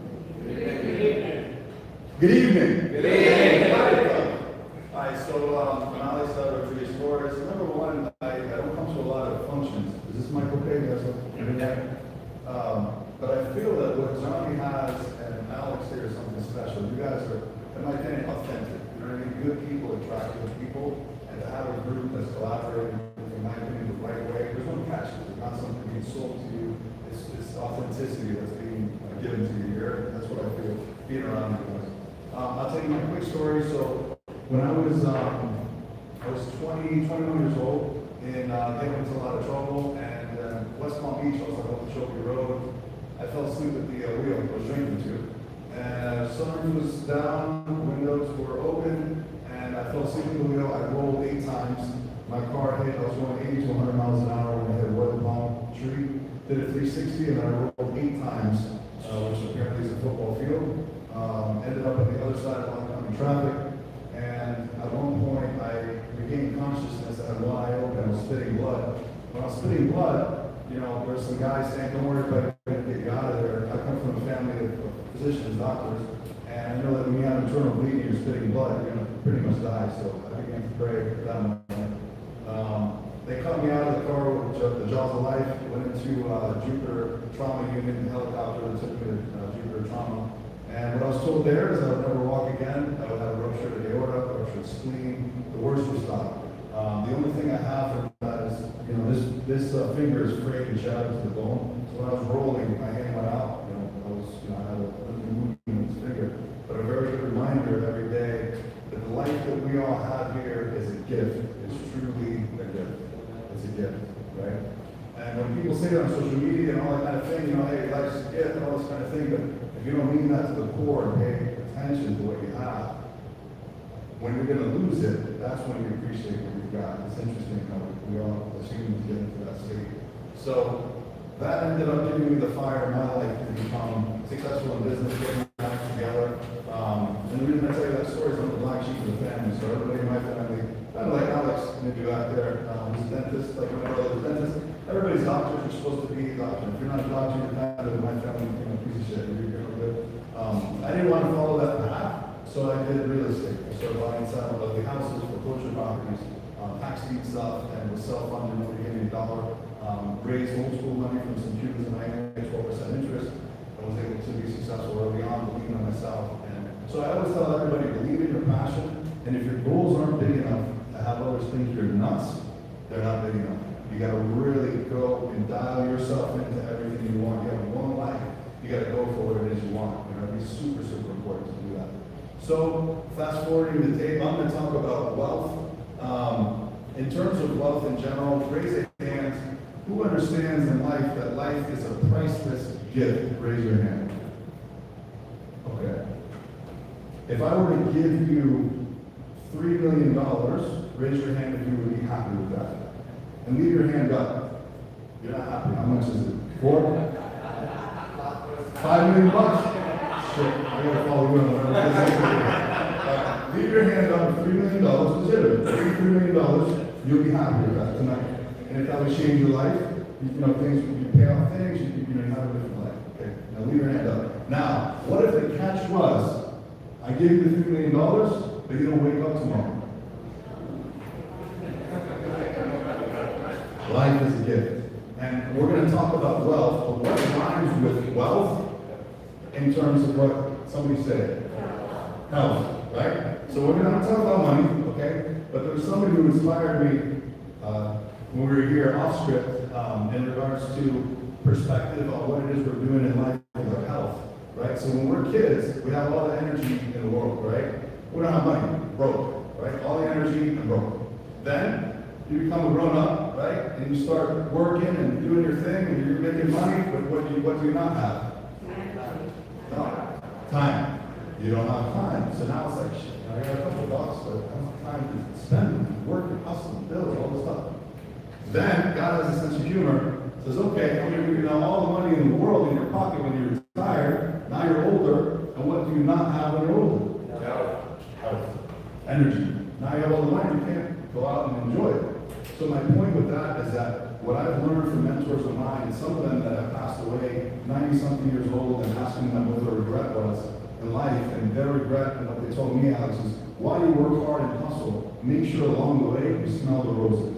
And what that means is to enjoy yourself. Don't spend all your money, go crazy, but enjoy yourself. Take the trip, eat the cake, go to the place that you're thinking of that was just kind of a stretch, but enjoy that, because those memories are extremely priceless. You never forget that. And if you have kids, even more so, because they never forget that core memory that's developed when you go and take that trip or enjoy yourself. So smelling the roses is important. You make all the money in the world, but if the richest man in the graveyard does you no good, and nobody around you, right? So very important. I've learned that. I'm sharing that with you guys. The first part of money was making sure your health is in place because you can enjoy it. So make the habits that you're doing now. Invest in your body. Listen to personal trainers, those that are starting to do fitness. I drank for many years, and I was granted not only the first gift of life, which was the accident, but this is the other catch that I didn't tell you guys.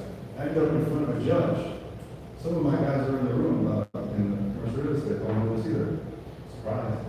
I was in front of a judge, and the judge was going to say whether or not I'm going to go to jail in regards to drinking because of my levels of alcohol for that accident that I had. And I was ready at that point. Look, give me whatever you got, man. I'm alive. I have all my body parts. I can breathe. I can see. I'm not a vegetable. Slam me with whatever it is. I'll take responsibility with it is. So that day, my mother was there with me, and they were just slamming people to go to jail, case after case. We were there. We were the last ones. Judge goes, and there was a little fumble. His paralegal came up. There was a little bit of a fumble on the docket with the judge up there. And they go, Mr. Torres, we seem to have a mix-up in the paperwork. You're free to go. I was just like, okay. So there's such a thing as a God incident, and those things happen in life. So I was blessed with the gift of life, and then another gift of life because I'm not in jail, right? So when you learn from those things, it puts perspective into the rest. So money is an extra on everything that we have. We already win the day if you have a gift of life. This other stuff is extra. But we're going to get now into wealth, into money, and into different things. Go back to that one screen real quick.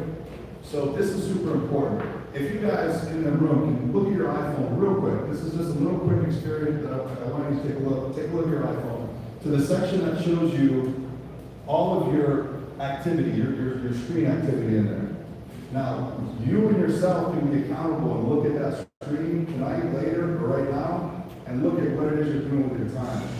And you look at yourself and you're like, all right, I'm on social media a lot.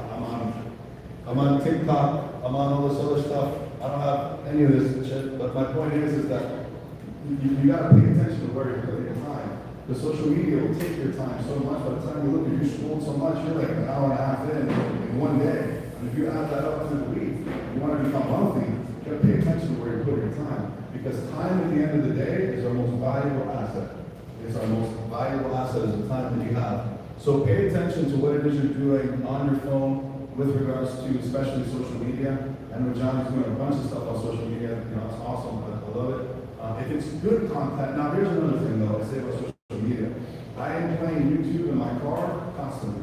On the way to Chipotle, on the way to lunch, on the way home, on the way to 5 a.m. in the morning, because you gotta feed the mind with good positive things that you want to do every single day. Make your intention the right intention every single day and feed it with, we feed the body the right things, you have to feed the mind with also the right things.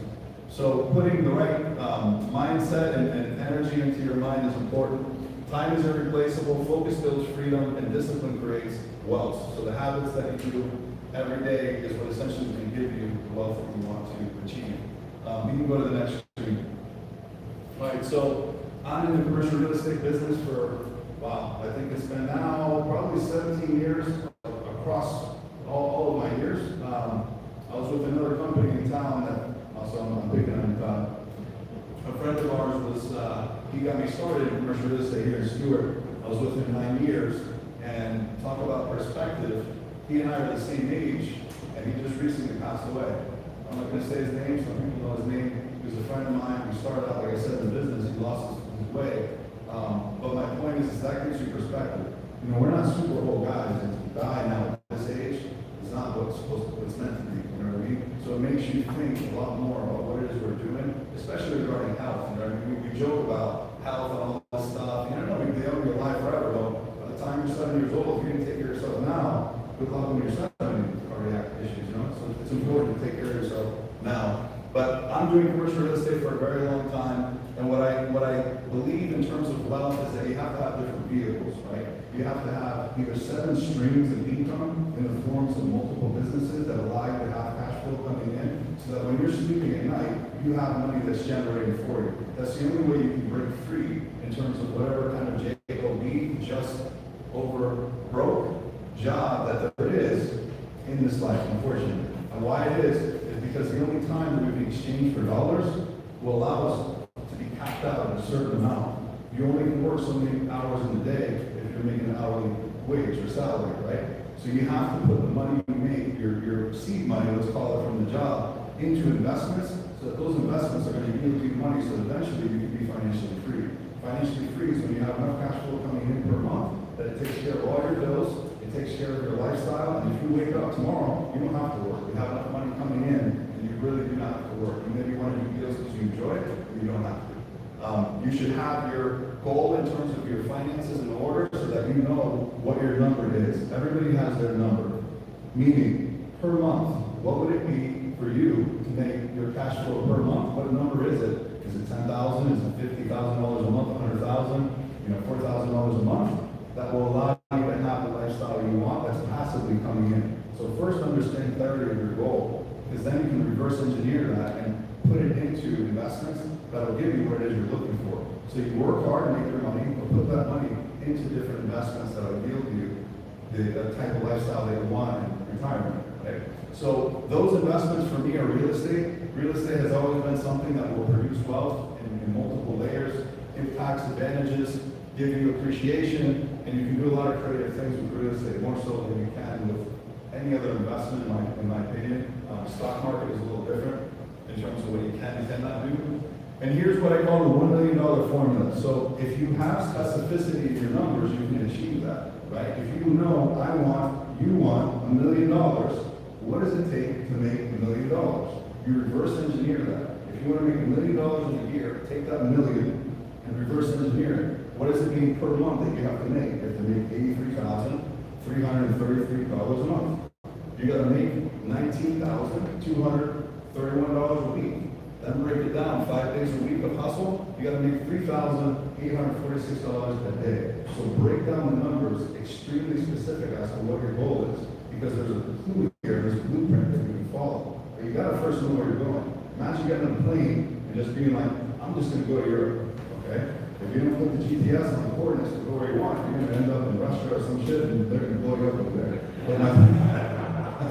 But my point, you have to have laser focus, specificity in what it is you want, so you can achieve your goal, right? Put your plan, it's your life. You know, who else is going to do it for you? No one. You have to do that. So then going into 5 days a week at $3,846 equals $1 million a year, which is 52 weeks in a year. There's $1 million right on the plate in terms of what it is to do marriage. The numbers never lie in any business. And it's important to really really be clear of what you want, because you can get there if you have a plan in place. You know, then to achieve $3 grand a day, what do you gotta do? Well, if you work a 9 to 5 job, it's gonna be very tough to do that. If you're a professional like my brother, he's a dentist, right? We just did a trip to, it was Europe and Morocco. We went, my wife and my girls, we left for 1 month. We were gone on this trip. My brother, who's a dentist, who makes good money, he can only, you can vouch for me, Alex, and you're smiling. He's the dentist in the room, I'm picking on him. He can only leave for 14 days. And I'm like, dude, Randy, what's up, man? You do well and all that. He said, Alex, you have no idea. It costs me $15,000 to $20,000 a day for me not being there to run my staff of negative money. I can't go. I'm like, okay, I get it. So my point is, when you choose some type of career, make sure you have freedom. Because wealth at the end of the day is the freedom that you can have in your life. And if you're just a doc or you're just a lawyer, you're stuck in just that profession. In our business, when we leave commercial real estate, the business continues to run. And so we're very fortunate in that field. We can move around, have access to emails, still be able to be plugged in. You know, so not every profession is that way. And I'm not saying for everybody to become a commercial broker or do commercial real estate. I'm just saying pay attention to your time in your business and make sure whatever it is that you plant your seeds into an investment that can start yielding you the highest amount of money so that you've got passive money coming in. And it doesn't have to be huge chunks. You can start with $1,000 somewhere. You know, put $1,000 into a tax deed property that you can essentially get paid on. And, you know, that's number one property. And another thousand. You know, stacking up and compounding interest in different deals allows you to start to make cash flows. So everybody can start at different levels. Go to the next slide. This is value-added strategy. So finding undervalued properties, increase value, and refinancing and selling. So looking for deals. My mentors have always told me, fish in the ponds that others don't want to go fish in. They're usually difficult, more of a challenge, and you'll catch the biggest fish. When I was a kid, what I used to do was call tax deed owners. Does anybody know tax deed property? Okay, some of our real estate guys. So tax deed properties are when properties go delinquent on property taxes, 7 total years. What happens is it goes up for auction. When that auction takes place, you then have the ability to either go bid against other investors, and the highest bidder wins, and I get a discount on the property, or do what I did. Wait for that sale 6 months out, and start calling international owners who own that property, and call Puerto Rico in the best Spanish I could, because I'm half bilingual, because I've lived here so long, since 1991. I know Spanish.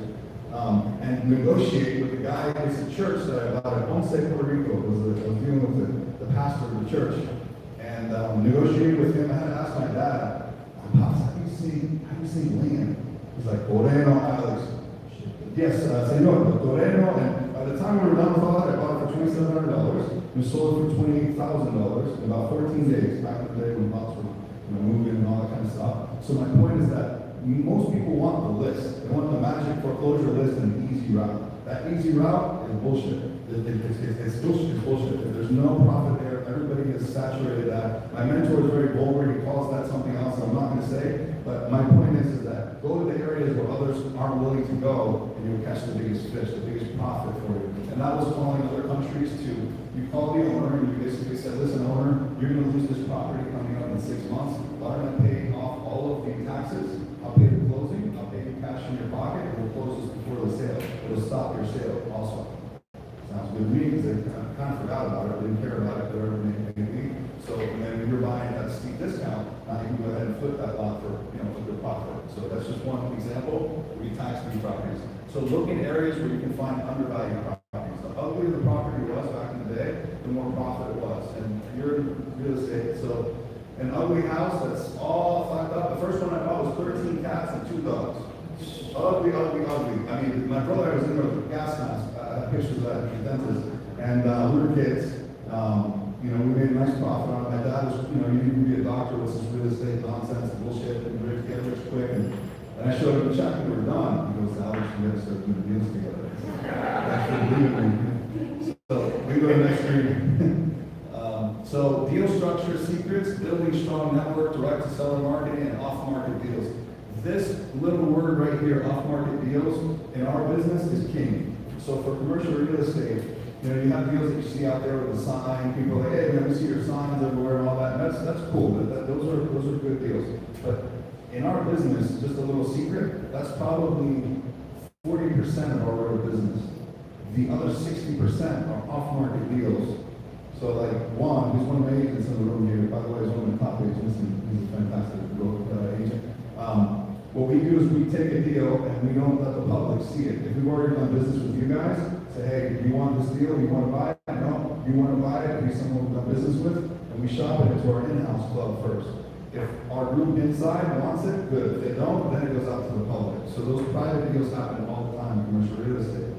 What I recommend for you guys to do is build some relationships so you can find and get access to those deals, because now you're going to give yourself a nice piece of equity on something that doesn't exist in the marketplace. And you don't have competition against any of the buyers. So those are, again, those ponds where there's bigger fish to catch for yourself. Try to do that, and it exists in residential deals too, so it doesn't have to be just commercial deals. You call, residential, call it pocket listings, right? Pocket, so that's important to do, another little area where you can find deals. And be a problem solver. So people, what I would go to back in the day and try to buy their house, I was a kid, and I remember the first deal I did, you know, I was knocking on the door, I said, look, I'm gonna buy your house cash, I'm 21 years old. People are like, okay, where are your parents? Like, you're gonna buy cash, where are your kids? So I had to lie on my first deal. I told them it was from my grandparents. And when I did the deal, whenever it was time to do closing, the owners were there, and they said, listen, I just see you here. I said, yeah, I know. They said, where's your grandparents? I said, well, it's actually me who's buying. He says, well, you didn't tell us the truth. I said, well, you want me to not buy the house? Or, no, we're good, sign and we're good, right? So we still did the deal. I told the white lie, but I had to because I was a kid and they wouldn't believe me. So my point is, be a problem solver. I was trying to help people that were in foreclosure so that they can get out of their foreclosure situation, have some empathy for them, and then make some profit. And I was honest about it. This is, you know, something that made sense. The only downfall that I had was, back in the day, we used to have police car auctions, and I used to buy and sell police cars and hold owner financing for them. And I would drive my cop cars to the house, and they would not come out the door. They had a mobile over there. That messed me up. I had to park on the street, and it's not going to go real different. So you go to the next slide. Seller financing. So this is also going to be king in our business, and any real estate related business. So who in this room has raised funds for, let's say, a house, a residential house that's like $300,000-$400,000? Raise your hand. $300,000-$400,000. Okay. Who has raised funds for a $2 million property, commercial property? Okay. It's easier to raise the $2 million than it is to raise it for the $400,000 property. If you believe that. And I'm going to tell you why. When you buy a house, what are you buying that for? What does the bank see you buying that for? To live in it. That's it. There's no equitable situation of income or covering debt service or any of that. It's for you to live in it. That's the contention. So what do? They want your blood, they want your DNA, every tax return, and everything that you've done for the last 50 years. No, but my point is, you go through a whole process. It's a pain in the neck, right? Then you got to put your 20-30% down. You go through the process, and then you're excited, and they say, hey, by the way, we can't close yet. You got to pay the car off. I had that happen to me when I was a kid. When I was, it was one of the first houses I bought, like house to live in, and they told me, hey, surprise, you're going to close Friday, but we need you to pay $35,000 Jaguar off, and if you don't, you can't close. I'm just like, you know, I was very angry with them, but I had to do what I had to do. I paid it off. And so my point is, it's harder to raise funds for a residential deal with the smaller numbers than it is for the commercial property. And the reason is because on the commercial side, it's a business decision. It's based on what is that income being produced on the property, what's your plan as the buyer, is there an exit, is there a plan to increase the rent, do you know what you're doing? So the bank looks at you a lot differently, and basically it's a business decision. The property is going to float the money that essentially comes to the table. It's not you as an individual. You do have to have good credit, you have to have good financials, but not to the point where you're going through all this stuff with the house business. It's not the same. So that's something to think about if you ever wanted to hang out and do a commercial deal. I'm always an open book to mentor people in regards to doing commercial deals. I had some people on the last one call and I kept their promise and tried to make some time. But you'd be surprised. You know, you could do a $2 million deal and you'd be surprised if you can actually do it on your own and be creative. Creative in terms of seller financing is also very important. So if let's say the bank will give you 70% loan to value on $1 million property, how much is that? $700K. Now, $700,000, what's the difference to make yourself a total $1 million square? $300,000, right? The $300,000, let's say you don't have it. What do? Huh? Finance? Okay? Rob the bank? No, I'm just kidding. You don't have the $300,000, you can creatively make that up with the seller on the deal. The way you do it, $1 million price tag, I have $700,000 from the bank. I'm going to tell Mr. Seller, older guy that really doesn't care, he owns the property free and clear. Listen, Mr. Seller, you hold the $300,000 second mortgage for me that will balloon in 60 months, which is 5 years for you, and I'm going to pay interest on that money. And by the way, at closing, you don't pay capital gains tax on that because you're not taking the whole profit right now. And by the way, I'm bringing you $700,000 from the bank to put in your pocket right now. Is that okay with you, Mr. Seller? Raise your hand if you think that's a pretty good idea.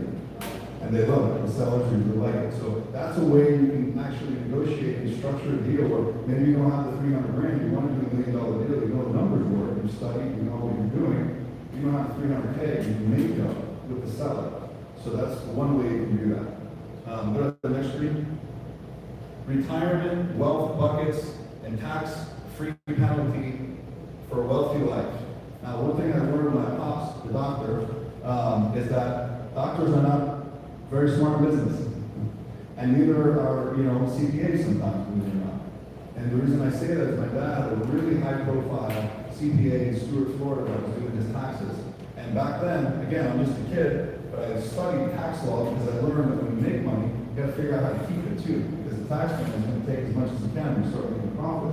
So with that said, I started learning about the tax law, and I said, Pops, you just made a check to the IRS for $145,000, and you paid $7,000 to Mr. Kevin Haynes, I mean, to say someone in Stewart who's a very high-profile CPA. Why did you do that? He's like, Alex, this is what he told me, I have to pay my share. I said, you really should look into another accountant, you're paying too much taxes. He's like, Alex, I don't want to go to jail. Can you stay with your real estate? I'm going to stay with my doctor. Here's $145,000 to the IRS. It sucks, $145,000. So he did that for a few years. I started growing up, making some more money over the years, and not paying so much in taxes legally. Well, what I learned is that the more you can keep legally, the more that you can proceed to make more and accumulate wealth over time, which is very important. Because you guys can come up with $1 million ideas for real estate, but if you can't keep that profit and you're paying all the tax to the IRS, you're not going to get ahead, right? Your goal is retirement to have passive income and to minimize your tax basis. So the way you do that is a few here. I'm not a CPA, just for the record. If there's recordings, don't sue me. I'm just telling you some entertainment advice based on what it's worth. Okay? Just keep that straight. There's a couple things, and I learned this from mentors of mine. One's called a self-directed Roth IRA. I wish you guys had a patent, because this is worth I think it was a $10,000 seminar. I'm just going to throw it out to you guys. The self-directed Roth IRA is set up in a way where the way the IRS works is they say, okay, you can invest into an IRA. And if you call someone like Edwards Jones or some of these groups, they're going to say, hey, you can do a self-directed IRA, but you must buy our mutual funds and our box of products here in our company. And they charge a fee for that stuff. But then if you say, what if I want to direct my investment money into what I want to do? And it's not one of these little products you have, like annuities and things. No, I've never heard of that. If they've heard of it, they're not going to make a fee on it, so therefore it's not in their box of tools, of stuff here. So they're going to say, no, this doesn't work. You're going to find a company that just does what's called self-directed Roth IRA accounts. And what they do is they allow you to take profit from real estate, move that profit into their fund, and now you can contribute that tax deferred into any investment as you want to. You can buy real estate with it, you can flip cars, you can put it into cryptocurrency. There's a whole bunch of stuff you can do with it. Again, find a company, there's a few out there that specialize in this, that become custodians, and then you just basically work with them so that they keep you in compliance. You do pay them for the year, much better than paying a CPA, pay them, so that they keep you in compliance with the IRS. So it's called the self-directed Roth IRA, okay? The next one is called the defined benefit plan. That's another thing I have. This is super cool. Back in the day, like in New York and upstate and up north, they used to have pensions, right, for companies. And What happened is there's a tax law that states if you do what's called a mini pension, which is under your own business, it's called a defined benefit. Same principle, you have to hire a custodian that we have, we pay the custodian to do the paperwork and do the compliance with the IRS. But we're allowed to contribute up to $290,000 of income and keep that tax deferred. Again, the goal is to defer as much taxes as you can, especially at this age. Mostly everybody in this room is not super old. So you want to defer it so that when you are older and you pull that money out, you're not hit with such a big tax bill, right?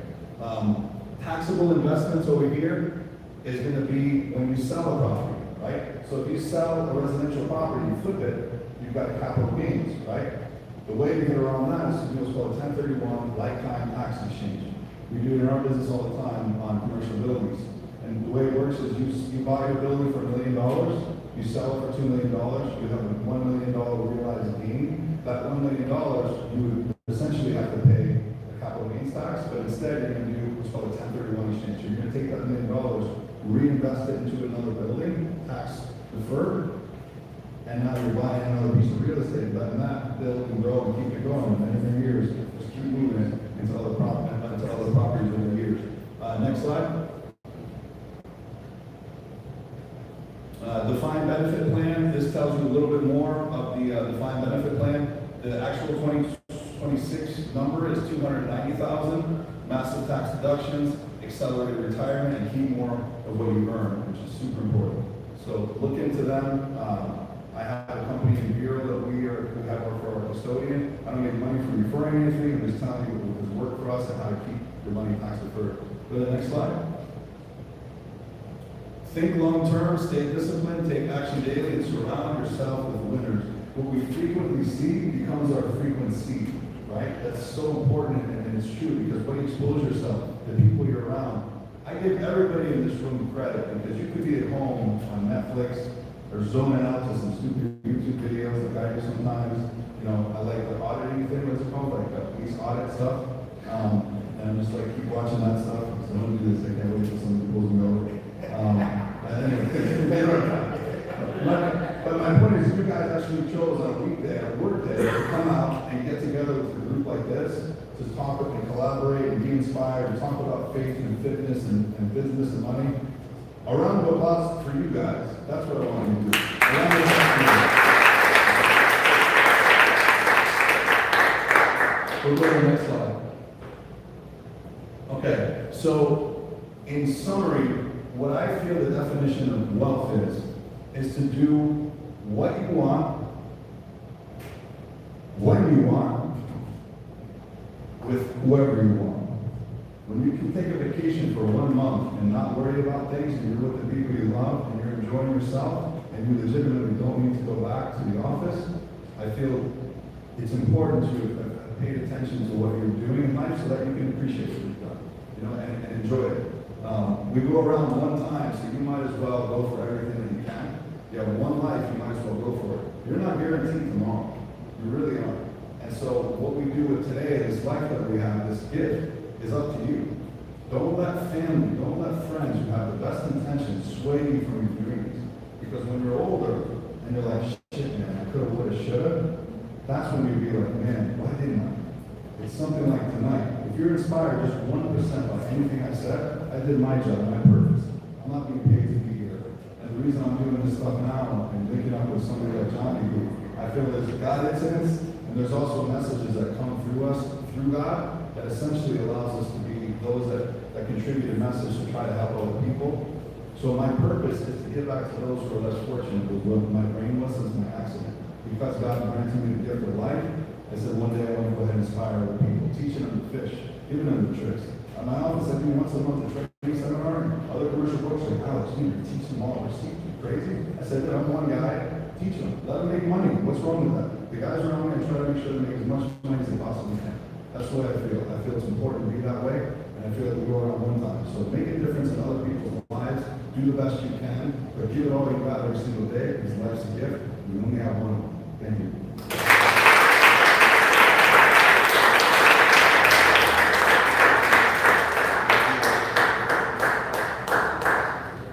So as I scroll in the evenings, there's this young fella, he's in school of hard knocks,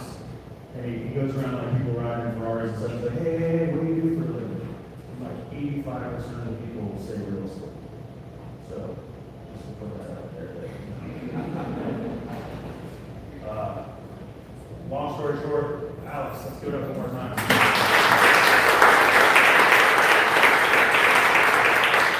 And true statement about what he said about everybody that's sitting here, everybody that's stuck it out, like Ryan talks about a lot, it stuck with me as a willingness, right? To find out who's willing or wants to stick here. And the chair, like, I feel like I'm gonna break that chair when I sit in it, so I just sit down. And I see a lot of those chairs, so. But real quick, to get us out the door and be able to have a few minutes to speak, can you go to the next slide, please? Thank you, everybody that came tonight. Thank you for bringing value. We did record this, so we're going to post it, and we were live. We had some folks that were watching on YouTube as well. Thank you guys for tuning in. None of these guys did this alone, right? You know, my biggest downfall for myself, and I've been a person that has been successful multiple times in my life, and kind of lit a match to my mansion, so to speak.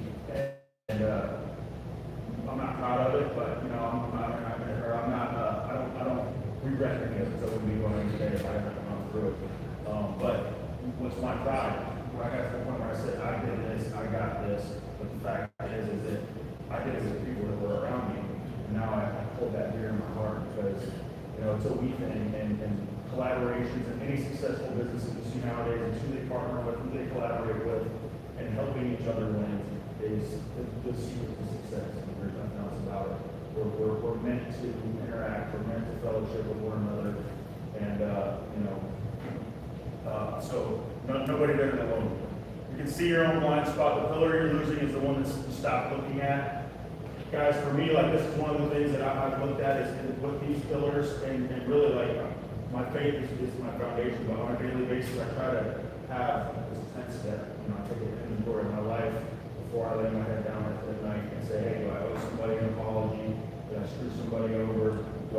How was my day? Honey, how was your day? Making sure that I do those things and continue to be better than I was yesterday. So, and by doing that, I get to see those blind spots. How do you know you have a problem if you can't, or how can you fix the problem if you don't know you have it? So evaluating myself on a daily basis has gotten me to that point. It got me to where I am today. Accountability beats motivation.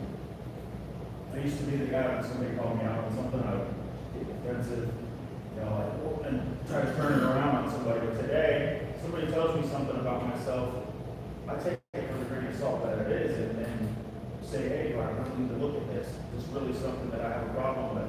If 10 people told me that I cuss too much, well, maybe I need to start looking at how much I cuss. I'm working on it. And then what he said the last time, he's like, I love this place. We're going to talk about God and say the F word. But, sorry. And so one of the common theme here that I wanted to bring is, especially for our last session with this session, is that everybody that has been a part of or been a speaker is somebody that has been mentored or is being mentored. And like they say in 12 steps, they say in discipleship, they say in the church, like your coach should have a coach, your sponsor should have a sponsor, your mentor should have a mentor. And just like I said in the beginning, is that like we are called to continue to learn. Like we're beings that are just thriving for knowledge and being able to put that knowledge into action. Knowledge is nothing without action. So I wanted to say that tonight, that if anybody leaves here tonight that doesn't have that mentor, doesn't have that coach, doesn't have that somebody in their life that they can look up to, and sometimes you outgrow them, sometimes you get to another level, you gotta keep going, right? But that's my goal for the rest of my life, is to continuously have somebody in my life that I can lean on, and then even if it's for a season, I have to grow, and it's a two-way street. They learn just as much as we learn. Next slide, please. So I'm going to leave this up at the end, but real quick, this is to join our community, the WhatsApp group right here, and then to join the Iron Legacy Collective, which is part of our Wednesday night teachings that we have. I have a few people in here that have already joined, but like I said, at the very end, I'll have this slide as well, and the next event, I really want to talk about that, so let's go to that next slide. So next event, we're going to go to quarterly. election's gonna be probably like in December, maybe, early December.